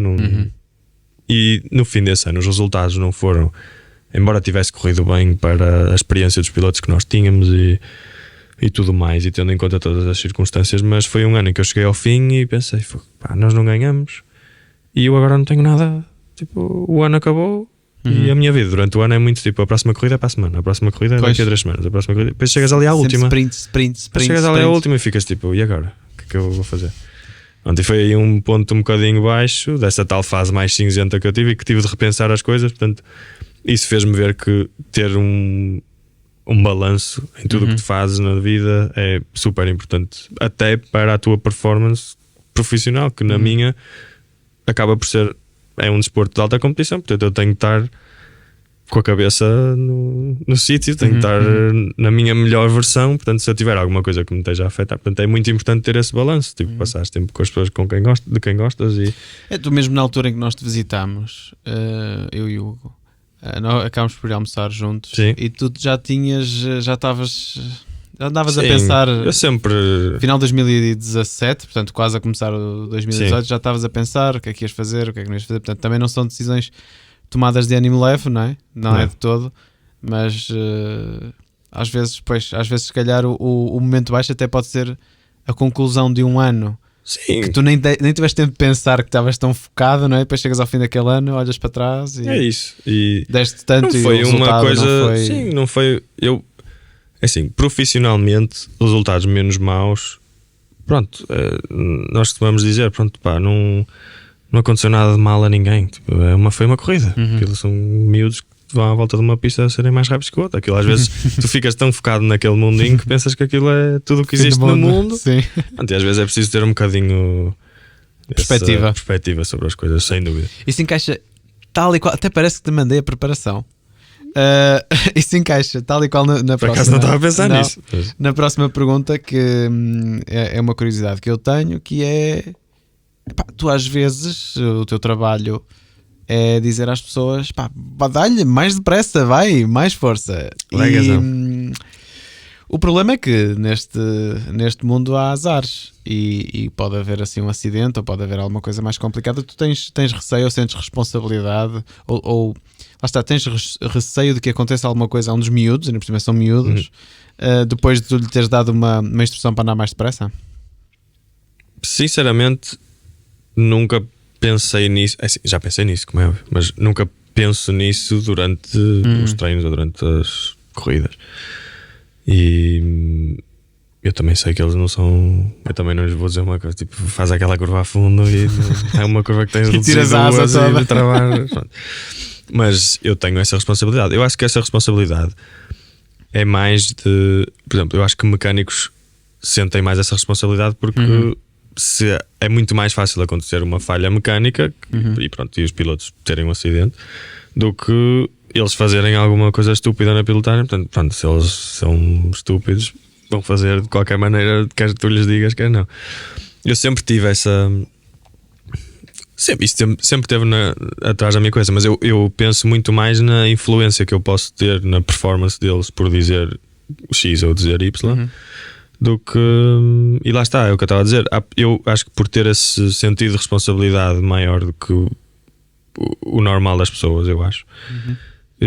Eu sou muito sensível ao facto de eu sei que posso ter uma influência na performance do piloto por eles serem novos, por eles. Há pilotos que, e a parte do meu trabalho faz isso, a relação piloto-engenheiro é muito importante e teres esse acreditar um no outro. E eu até tenho uma história gira. Foi com o meu primeiro piloto de Fórmula 4 que eu tive, que era um brasileiro, o Rafael Martins. E eu fiz um ano de Fórmula 4 com ele, eu ainda era um bocadinho inexperiente, e ele fez um ano de Fórmula 4 e foi convidado para fazer os testes de tipo captações de pilotos para o campeonato acima. Ele foi convidado por uma equipa para ir fazer. Ele ia testar ao Estoril e nós na altura era com uma equipa diferente da minha, mas eu tinha uma relação muito boa com ele, ainda hoje tenho. E na altura estivemos lá no simulador da Arden a treinar para o teste. E eu acho que por acaso na altura nunca tinha andado no Estoril, mas ele perguntou-me, aquilo no simulador, a curva 2, aquela curva mais rápida, a direita mais rápida, era quase a fundo. Aquilo era mesmo ali. E ele, antes de ir embora, disse: tu achas que a curva 2 é a fundo? E eu acho que com pneus novos, aquilo direitinho, as condições impecáveis, faz aquilo a fundo. Ele foi lá para o teste. Eu estava na Arda na altura. interessado, queria seguir aquilo, estava atento ao live timing, tive a ver o live timing o dia todo, aquilo faltavam tipo 5 ou 10 minutos para acabar o teste. Toda a gente está a pôr pneus novos para ver o tempo que fazem naquela altura. E ele estava bem classificado, tipo 3º ou 4º, já não me lembro. E faltavam tipo 2 minutos, aquilo faltava tipo, para fazer uma volta, não sei o quê. Bandeira vermelha. Bandeira vermelha e é o Rafa Martins que está parado. Aquilo não há vídeo, eu no live timing vejo aquilo está ali parado. Passados 10 ou 15 minutos recebo uma mensagem. Não era a fundo. Era do Rafa Martins que dizia: opá, olha, a curva 2 não era a fundo. E pronto, isso foi uma história engraçada de que acabas por ter alguma influência, portanto tu tens de saber o que lhe estás a dizer. Epá, eu estou em terceiro. Aquele gajo disse-me que isto fazia a fundo, eu vou fazer isto a fundo. Pronto, e eu fiquei contente por ele ouvir o que eu tinha para dizer e tentou, pronto, olha, tentou. Mas isso demonstra que de facto tu tens alguma, tens alguma responsabilidade. Embora muitas vezes isto, pelo menos é a visão que eu tenho, e se cá estou enganado, e é uma questão que eu também tenho para te colocar, que é: mais vezes, se calhar, até tens que os resfriar um bocadinho e dizer assim: mantém os pneus, poupa pneu, ataca no fim, ou portanto, uma questão mais estratégica, mais de calma, do que propriamente dizer-lhes para nada depressa, porque sangue na guerra tem toda a gente aos 14 e 15 anos.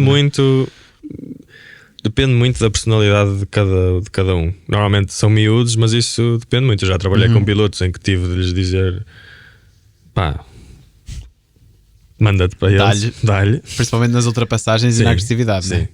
Isso é o grande. Vindo dos karts, tu nunca tens um gajo normal, entre aspas. Tens ou o kamikaze ou o gajo está à espera do erro. Sim, o que não faz nada. E que tu às vezes queres-lhe atirar uma pedra quando está ali, porque ele. Portanto, é muito. Isso é outra coisa engraçada do meu trabalho, que tens de gerir essa parte das personalidades. Pronto, eu acho que também é aí o que eu tenho mais. Pronto, é aí que eu tenho mais essa sensibilidade também é uma parte que eu gosto de trabalhar com os miúdos e relações pessoais com eles. E a questão também do feedback do setup. Eu uma vez falei com o dono de uma equipa em Nürburgring. Ele estava a dizer, estava muito frustrado. Aliás, ele queria um simulador precisamente porque ele tinha 2 putos com 19 anos num TCR e um sai do carro: o carro está a fugir de frente, e no mesmo carro, com o mesmo setup, a seguir chega um gajo: o carro está a fugir de traseira, não, isto é impossível. Ou seja, se o piloto não souber comunicar de forma eficaz o que está a acontecer com o carro, é impossível o engenheiro fazer o trabalho de setup certo, não é? Pronto, eu acho que isso também é das partes que eu tenho mais, que me dão mais gozo na minha profissão, é a parte de educar os pilotos. E quando eu digo educar os pilotos, eu já estive num nível perto da Fórmula 1. Já trabalhei com pilotos, já trabalhei com Pierre Gasly, já trabalhei com vários pilotos que hoje em dia estão Fórmula 1 ou IndyCar ou profissionais, e descer, entre aspas, à Fórmula 4 e trabalhar com esses miúdos, eu consigo incutir-lhes desde cedo a educação e o método de trabalho que é preciso para chegares a ser um piloto profissional, porque é muito difícil. Eles vêm dos karts e acham que tipo, aquilo é sentar e pronto, se eu for bom sou bom, e se eu não for bom não sou bom. E normalmente eles acham todos que são os Schumachers da coisa.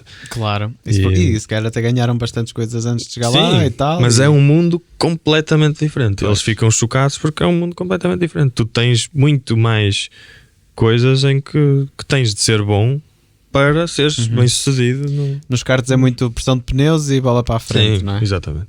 E ali tens toda uma outra. E mesmo assim a complexidade vai subindo, ou seja, da Fórmula 4 para cima, sempre vai sendo mais. Mas lá está, se tu os educares desde o início e eles vão ter o método de trabalho necessário. Eles vão, na Fórmula 4, por exemplo, que eles aprendem a dar o feedback sobre o carro, e um miúdo de 15 anos não faz ideia daquilo que tu tens de dizer. Para tu, como engenheiro, com temperaturas diferentes de pista, por exemplo, etc. É a primeira vez que eles têm que lidar com isso. Não é? E ter toda essa noção. E lá está, isso é uma das. Lá está, eu tive a sorte de ter pilotado. Portanto, eu sei, quando eles dizem um miúdo que veio dos karts e que nunca teve de dar um feedback a um engenheiro profissional, e diz uma coisa que para mim não faz sentido, para um engenheiro não fazia sentido nenhum, eu sei perfeitamente aquilo que ele está a dizer, porque eu já fiz e já tive. Isso, pronto, é engraçado. E então, já falámos dos baixos, já falámos dos riscos. E então, quais foram assim, os momentos mais altos da tua carreira? Eu recentemente, lá está, vi-te na televisão, mandar uns bitites na rádio. Sim. Mas que normalmente momentos... ao fim de semana ao fim de semana estás na rádio, é tipo rádio amador, estás na... Também já tiveste momentos em que o piloto disse à Raikkonen: está calado que eu deixa-me conduzir? Falas pouco. Por acaso não, acho que não me lembro. Também se tivesse não dizia aqui.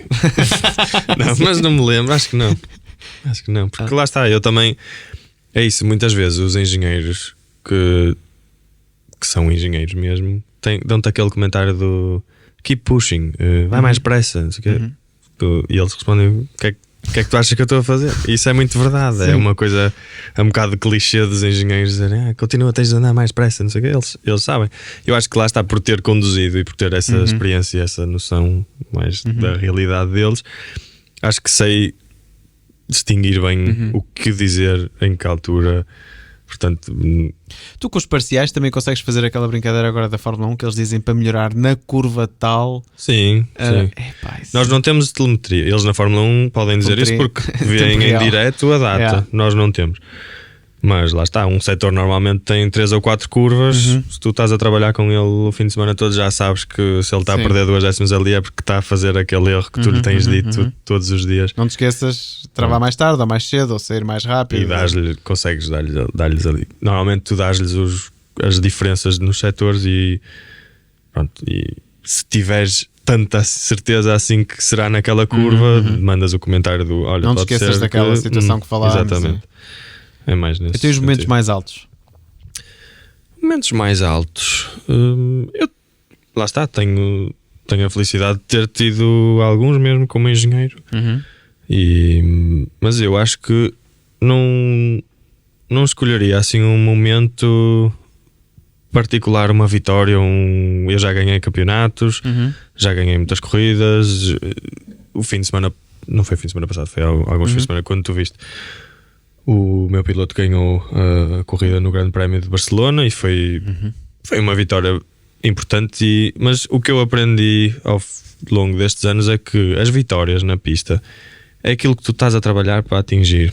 Mas depois, quando atinges aquilo, estás focado na próxima. Tu à segunda-feira levantas-te e começas tudo outra vez. O Wolff diz sempre isso. Sim, quer que fiques em primeiro ou que fiques em último, na segunda-feira. O foco é todo na próxima outra vez. Tu vais ao pódio, é muito giro, tens ali 5 minutos, pronto, que as pessoas te dão os parabéns e isto e aquilo.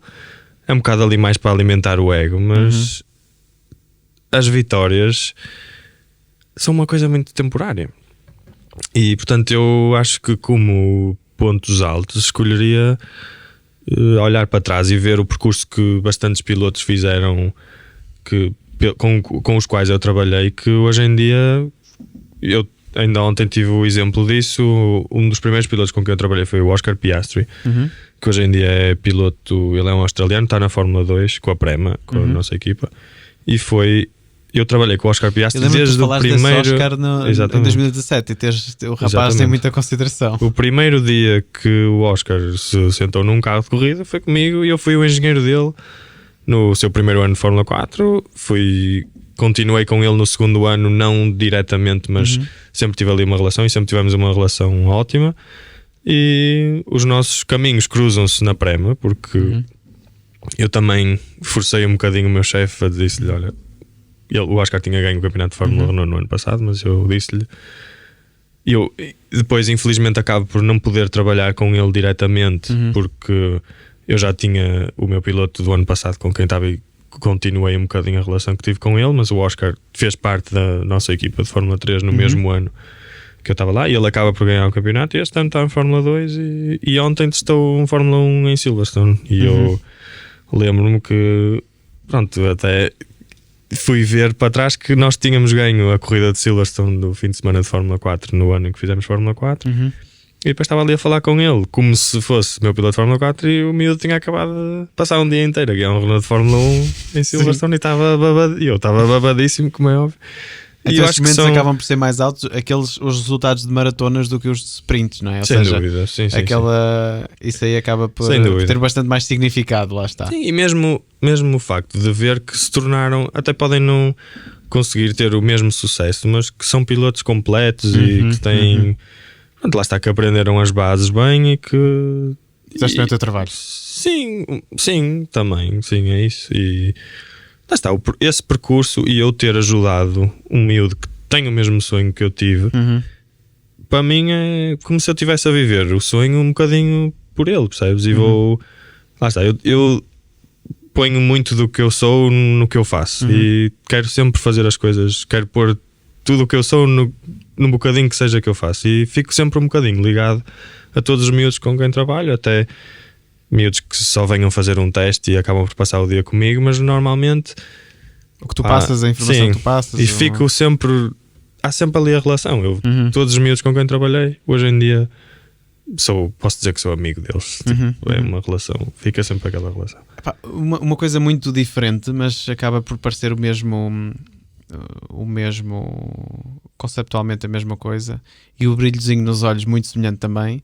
Há 2 dias atrás tive aqui o Paulo Santos, que é o diretor da incubadora do Instituto Pedro Nunes aqui, e o brilho nos olhos que ele tem a falar das empresas que ele ajudou a construir é muito interessante, porque parece mesmo isso. Ele até fala dos projetos como filhos dele. Sim. Porque ele lá está, criou ali deu-lhes aquela proteção, deu-lhes aquela a tal questão de onde é que ele já viu pessoas falhar, onde é que ele próprio falhou na carreira dele, ajudá-los a não cometer os mesmos erros e acelerar o desenvolvimento, e acaba por ser até dar mais significado para a vida dele do que propriamente se só tivesse desenvolvido uma empresa e fosse... Eu acho que passa muito por aí. Tu dedicas tanto de ti, tanto do teu tempo, tanto da tua vida a isso, e no nosso caso, sei lá, eu acho que sabes isso no mundo das corridas, como eu já disse, aquilo houve anos, e hoje se calhar não tanto, mas eu chego a passar mais tempo com a minha equipa e com os meus pilotos do que passo com a minha própria família e com os meus amigos ou com a minha namorada.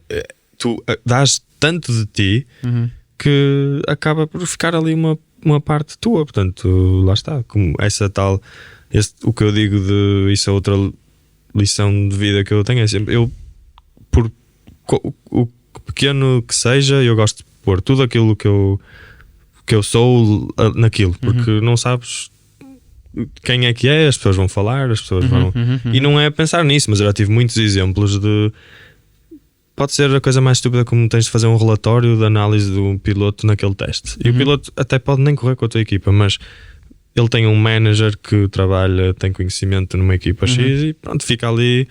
Um trabalho bem feito. Bem feito, está lá o teu nome e pronto, é uma coisa... Isso eu já tive vários exemplos na vida em que depois aquilo acaba por ser tipo bumerangue, aquilo volta. E que se quer não, também é sempre a tua imagem. E sim, se querem bem feito, também. O Pedro vai fazer bem e vai estar dedicado. Um bocadinho, sim. Então, e o teu top 3 de pilotos, e se não incluires o Senna, vamos ter um problema?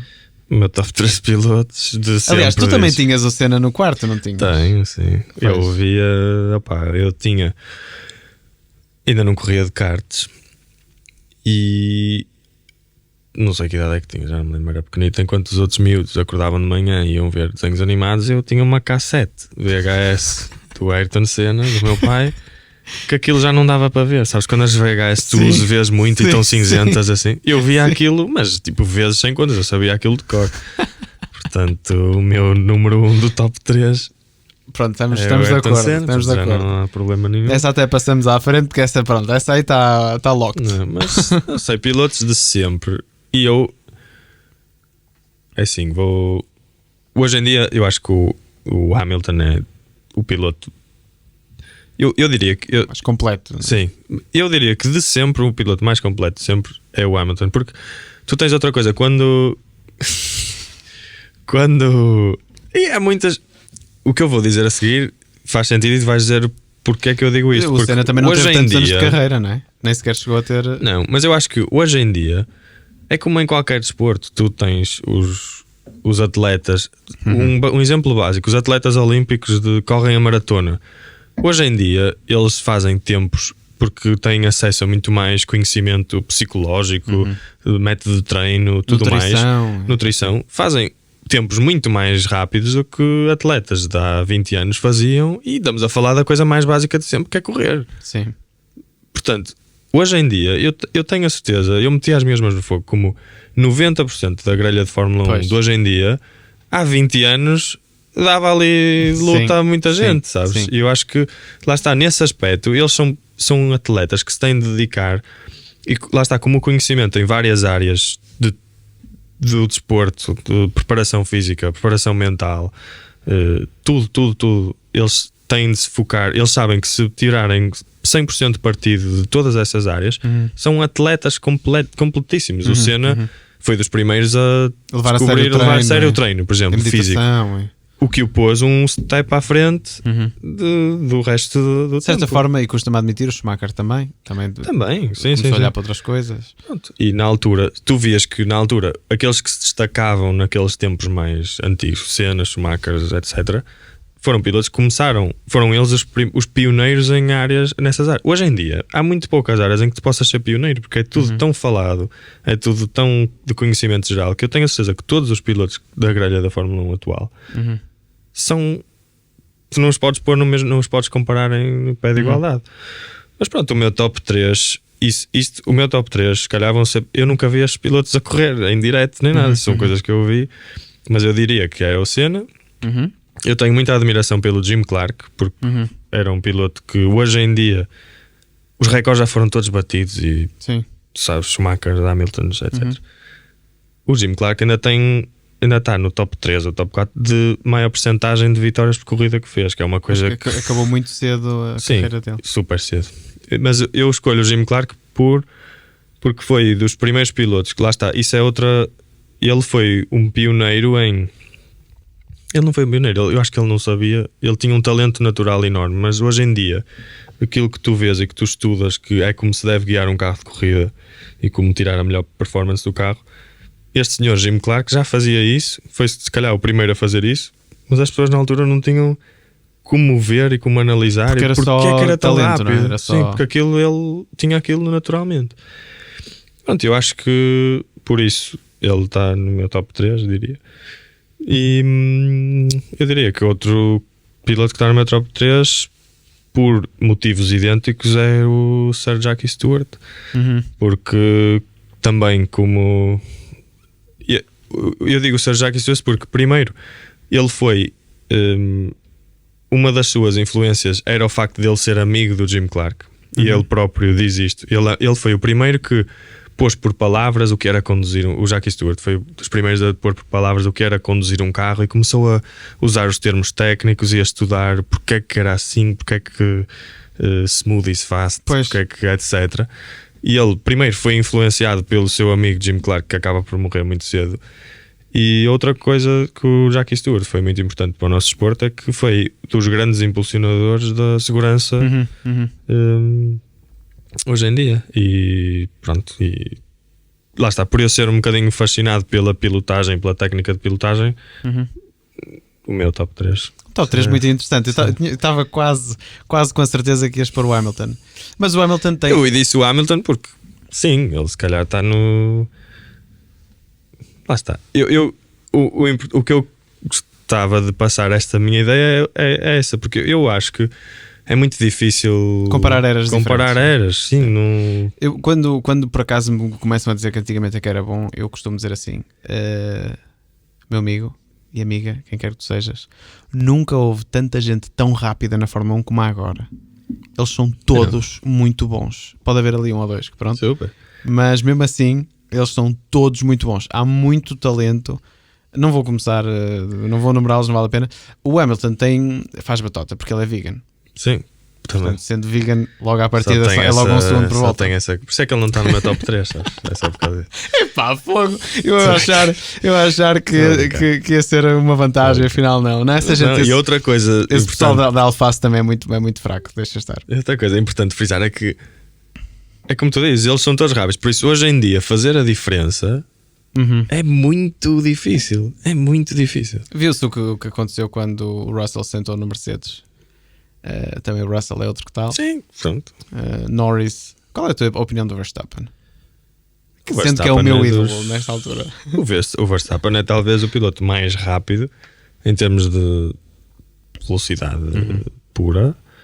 É o piloto mais rápido, se calhar, hoje em dia na Fórmula 1. Eu não posso falar muito porque eu não sei o que é que... Não olhaste para a data? Não é isso. Posso ter a minha opinião pessoal. Mas eu acho que por estar no desporto hoje em dia, eu olho muito mais para aquilo como um desporto e aprecio as coisas positivas e as coisas negativas de cada um, e não gosto de torcer. Eu não torço por nenhum, percebes? Eu quero que o Verstappen ganhe sempre. Pronto. Eu gosto de analisar aquilo mais de uma perspectiva, porque eu estou lá. E o que é engraçado comigo é que eu comecei como engenheiro com uma idade que na altura eu corria na Fórmula 4. O ano depois de eu ter começado a Fórmula 4, quem ganhou a Fórmula 4 inglesa no ano anterior foi o Norris. Portanto, eu começo a acompanhá-los. Eles hoje estão na Fórmula 1 e para mim são tipo, é o Norris. Sim. Teve ali, nós éramos adversários, ou seja, ele era um. Tu começas, e outra coisa, tu começas a ouvir falar. Normalmente os miúdos que tu começas a ouvir falar e fazem sururu nas categorias jovens são os gajos que estão lá hoje em dia. Nós ouvíamos falar muito no Russell, no Norris, no Verstappen e no Leclerc e no Gasly até. Pronto, e são.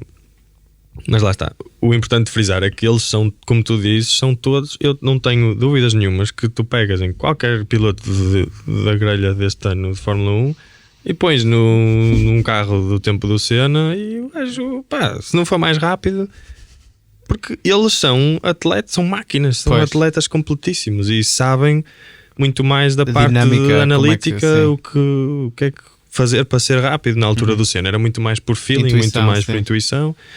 Pronto, e para não falar em tempos mais antigos, mamar assim um whisky antes de ir para a corrida, que era para ir mais relaxado.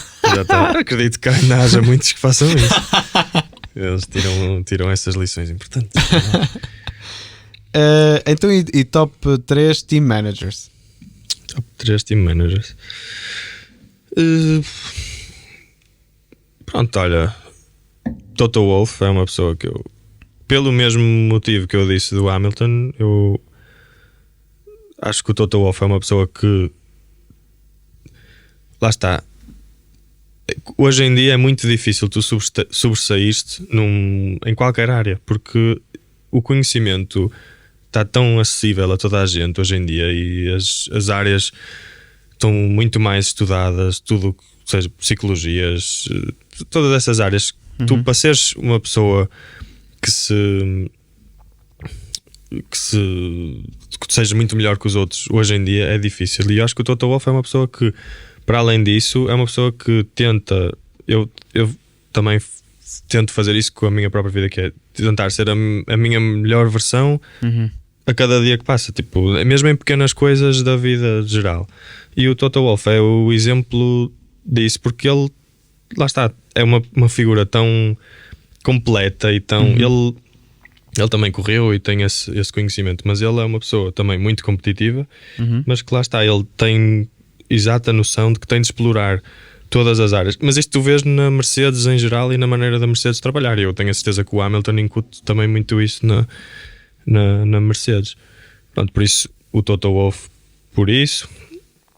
E depois, sem me alongar muito, eu acho que Frank Williams, estou a dizer team managers, Frank Williams não era um team manager, era um team owner, mas Frank Williams, pela paixão pelo desporto motorizado e pela coisa do.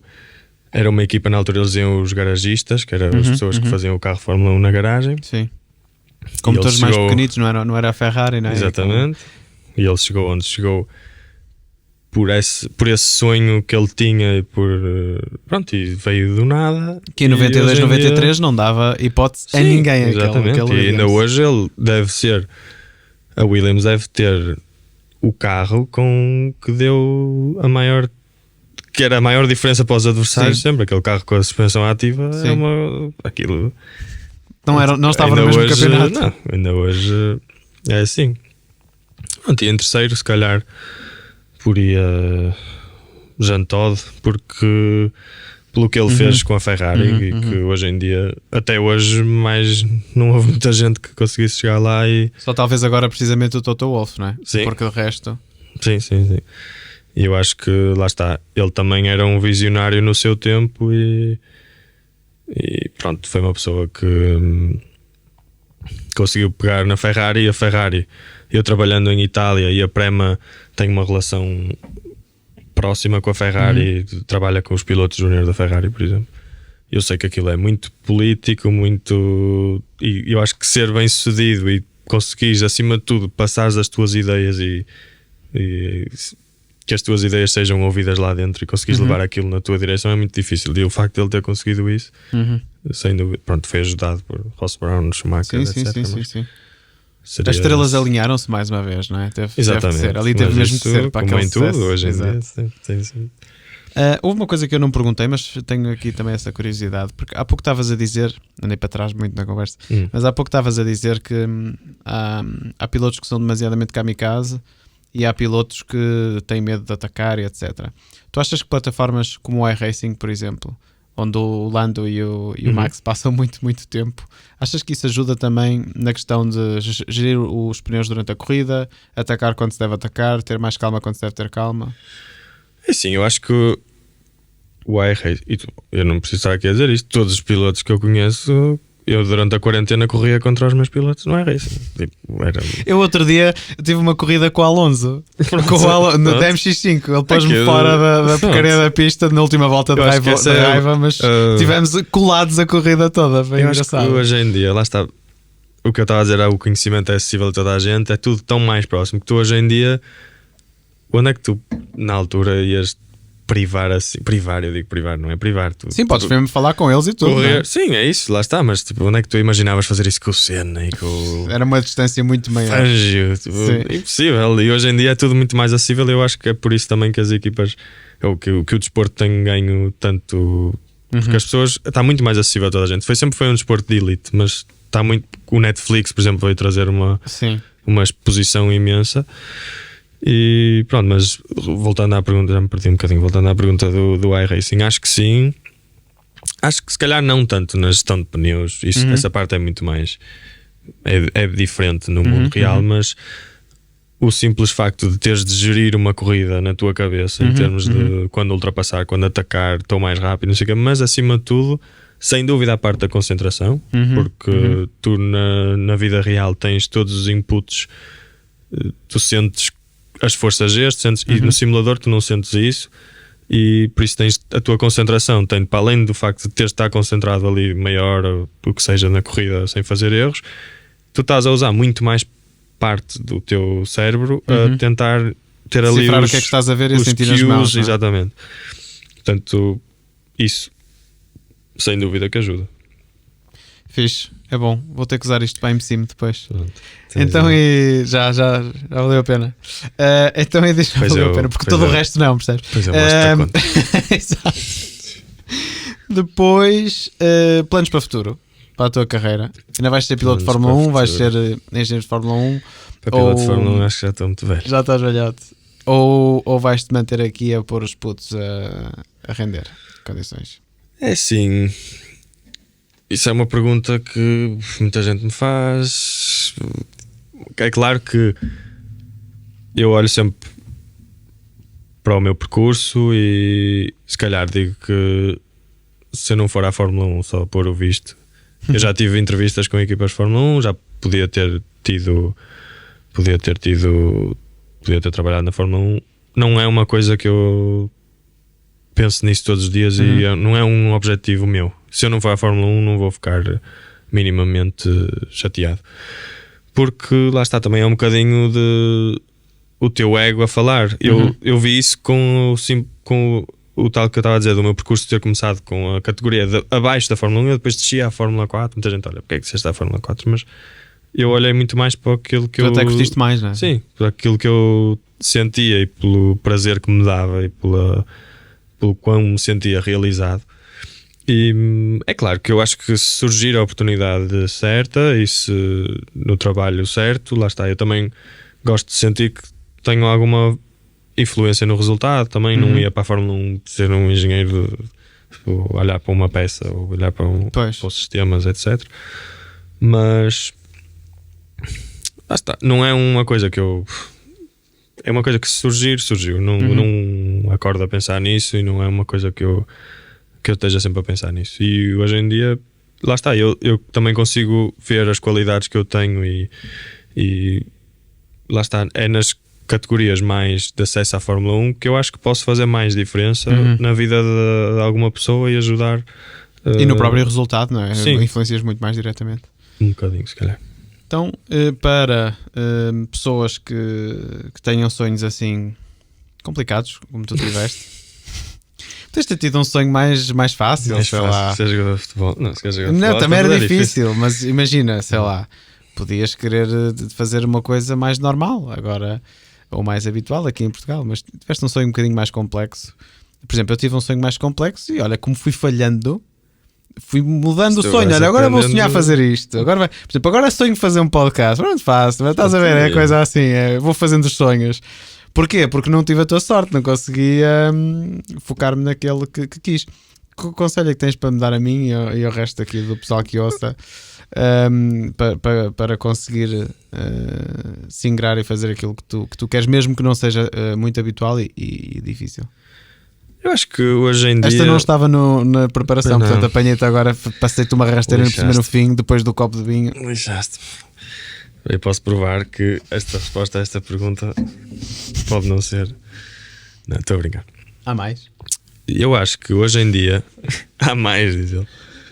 Para ver se lhe inspira a resposta. Não. Hoje em dia, eu acho que um problema que nós temos hoje em dia na nossa sociedade, e isto também vem um bocadinho de... Queres mais? Por causa das redes sociais e por causa do facto de que eu estava a dizer ao bocado, de ser tudo muito mais acessível, é muito fácil para qualquer pessoa dizer porque eu não fiz aquilo e não não consegui o meu sonho. E às vezes um sonho pode não ser chegar à Fórmula 1 ou as pessoas acham que falharam ou porque de alguma maneira são menos do que outras.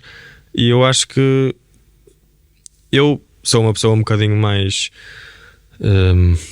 como dizer, pronto, sou um bocadinho mais competitiva talvez e funciono muito por objetivos e por chegar aqui e ganhar isto, etc. E há pessoas que se sentem realizadas e isto vem, tu há bocado perguntaste-me os teus maiores que te orgulhas mais e os momentos mais altos. E se calhar estavas à espera que eu dissesse foi aquela vitória que eu tive não sei onde, e foi aquela vez que o meu piloto ganhou não sei o quê. E não, tu com a experiência de vida e tu aprendes que se calhar foram coisas mais simples na viagem até tu atingires. Eu tinha um objetivo e foi no caminho até se calhar chegar a esse objetivo que não foi mais nada do que uma direção, foi o meu GPS. Eu queria chegar ali. E durante o caminho fui conhecendo pessoas espetaculares, tive experiências espetaculares de vida. Foi um podcast inacreditável. Foi um podcast inacreditável. Lá está, ainda não sei porque é que eu estou aqui, mas pronto, é de descobrir um dia. Não estás aqui, mas estás aqui há 2 horas. Mais um que me vai dar trabalho. Continua, que eu estou a gostar. Pronto, eu acho que vou deixar de editar estas coisas. Pois as visualizações deixa lá, olha, é como tu. Não interessa as visualizações, interessa pôr lá fora a mensagem. Pronto, mas lá está, isso foi eu aprendi esta lição outra vez com as corridas, porque lá está, eu estava a dar aquele exemplo do ano que cheguei ao fim do ano e não consegui ganhar e fiquei tipo, e agora? A minha vida, eu não tenho mais nada na minha vida, não sei. E não, tipo, isso é uma coisa para te mostrar que lá está, não interessa o sonho que tu tenhas ou se realmente tens um sonho que às vezes nada é impossível, tu consegues o que quiseres, se puseres o trabalho nisso e acreditares verdadeiramente nisso. É claro que por algumas nuances podes não conseguir, mas isso vai-te levar sem dúvida a teres experiências e a passares por coisas. Só o facto de tu teres tido esse sonho e teres posto essa meta vai-te fazer puxar por ti em formas que se calhar nunca pensaste. Mas eu acho que hoje em dia há muito esse estigma do eu tenho de ser famoso, eu tenho de conseguir isto eu tenho de ganhar aquilo. E eu acho que mais importante que isso é tu sentiste realizado com aquilo que tu fazes. Se for ser vegan, pronto, que seja. Se for ser comer alface. Agora estou toda a tempo. Eu sei. Mas é isso, há pessoas, a palavra que eu queria dizer ao bocado era ambiciosas. Há pessoas mais ambiciosas e há pessoas menos ambiciosas, mas isso não quer dizer que elas sejam mais ou menos do que qualquer outra pessoa. Eu acho que as pessoas não se podem comparar à sua ambição ou à sua... É quase uma pandemia de comparação com as redes sociais e que tem que ser combatida, não é? Sim, eu acho que isso há muito na sociedade hoje em dia. Isto é uma mensagem muito importante para passar para a próxima geração, até porque nós ainda vivemos no tempo em que jogávamos Micro Machines no terceiro andar. Sim. Hoje em dia é só Instagrams, Facebooks, as coisas são todas dopamina jogos, com likes e comentários. Exatamente. E eu acho que é muito importante passar para a geração que aí vem que pronto, há pessoas que vão ser o Cristiano Ronaldo, que vão ser o Toto Wolff, que vão ser o Lewis Hamilton, e há pessoas que não são menos ou mais pessoas do que eles, mas que se contentaram com outra coisa qualquer, que talvez não seja vista aos olhos da sociedade como uma coisa mais importante, e isso não acaba por não ser verdade. Isso tem de... Eu acho que essa mensagem é importante, sentir-te realizado, não fazeres uma coisa porque pronto, no meu caso se calhar porque não foste à Fórmula 1 és menos do que se tivesses ficado na Fórmula 3. Não, eu sinto-me realizado a fazer o que faço. E só para dizer uma coisa também, da tua história, aquilo que eu gostei mais foi de tu passeares o cão. Acho, para mim essa aí, essa iniciativa para mim faz toda a diferença. Depois quando tu olhas para trás, e eu digo olho para trás, parece que eu tenho assim que já estou há muitos anos nisto, estou há alguns anos nisto, mas o que eu olho para trás e me lembro, lá está, isso é um bom exemplo. Tu perguntas-me o que é que são para ti os momentos altos. Eu não consigo escolher uma vitória, um momento. Claro que naquele momento, foi o que eu te disse, naquele momento, sentia-me era o dia mais feliz da minha vida. Aquilo, eu consegui, tipo, aquilo que eu tive a trabalhar o ano todo, aquele objetivo que eu queria, consegui atingi-lo. Mas tu vais dormir, acordas no dia a seguir e és na mesma, estás na mesma. Chamas-te Pedro, estás ali, vives onde tu vives e no dia a seguir tens de seguir com a tua vida normal. E são as experiências que eu gosto muito de ver isso como essa analogia. Eu tenho objetivos, eu sou uma pessoa um bocado ambiciosa, pronto, e ponho os objetivos um bocado altos, mas isso para mim é só a meta do percurso que exatamente. E depois o que eu olho para trás e me orgulho mais e gosto mais de ver é o percurso que eu fiz, as pessoas que eu conheci, o que eu influenciei ou não. O mau tempo, teres que estar num sítio em que só se falava alemão e estudar aos 18 anos para fora. Não gostaste muito na altura, mas isso são, lá está, eu acho que é o reverso da moeda dessas coisas. Pronto, às vezes as pessoas podem olhar para o meu trabalho foi e só é um trabalho, não é? Mas não foi, não é? E não é que, lá está, eu não fui para a guerra. Sim, mas sim, também. Tive momentos em que pensei em desistir imensas vezes, pensei em que se calhar não era bem aquilo que eu queria e queria mais uma coisa mais confortável e se calhar abdico do sonho de trabalhar nas corridas porque não é chato e tenho de abdicar de muitas coisas e não vou passar tempo com as pessoas com quem gosto, mas pronto, são escolhas. Exatamente. Pronto, olha, e com essa palavra em simultâneo já nos encontramos outra vez. Pronto. Ainda bem que está aqui a tua namorada, está a surgir um clima vez. E portanto assim temos aqui alguém que nos trava. Obrigadíssimo pela tua presença. Foi um prazer enorme ter-te cá. E também deixar o desafio de ver lá se arranjas, mas agora aí um piloto ou alguma personalidade interessante. Eu disse, olha, eu não conheço pessoalmente o Filipe Albuquerque, mas tu vivendo aqui em Coimbra vais-me ajudar. Vais ajudar. Vamos ver se o trazemos cá. Vamos ver. Obrigadíssimo mais uma vez e talvez daqui a 10 ou 15 anos estamos a fazer outro episódio. Voltamos a tentar ver as nossas escolhas. Exatamente, se foi certo ou não. Certas ou não. Que ainda somos muito novos e se calhar vamos ver. Olha, obrigado, Tiago. Obrigado.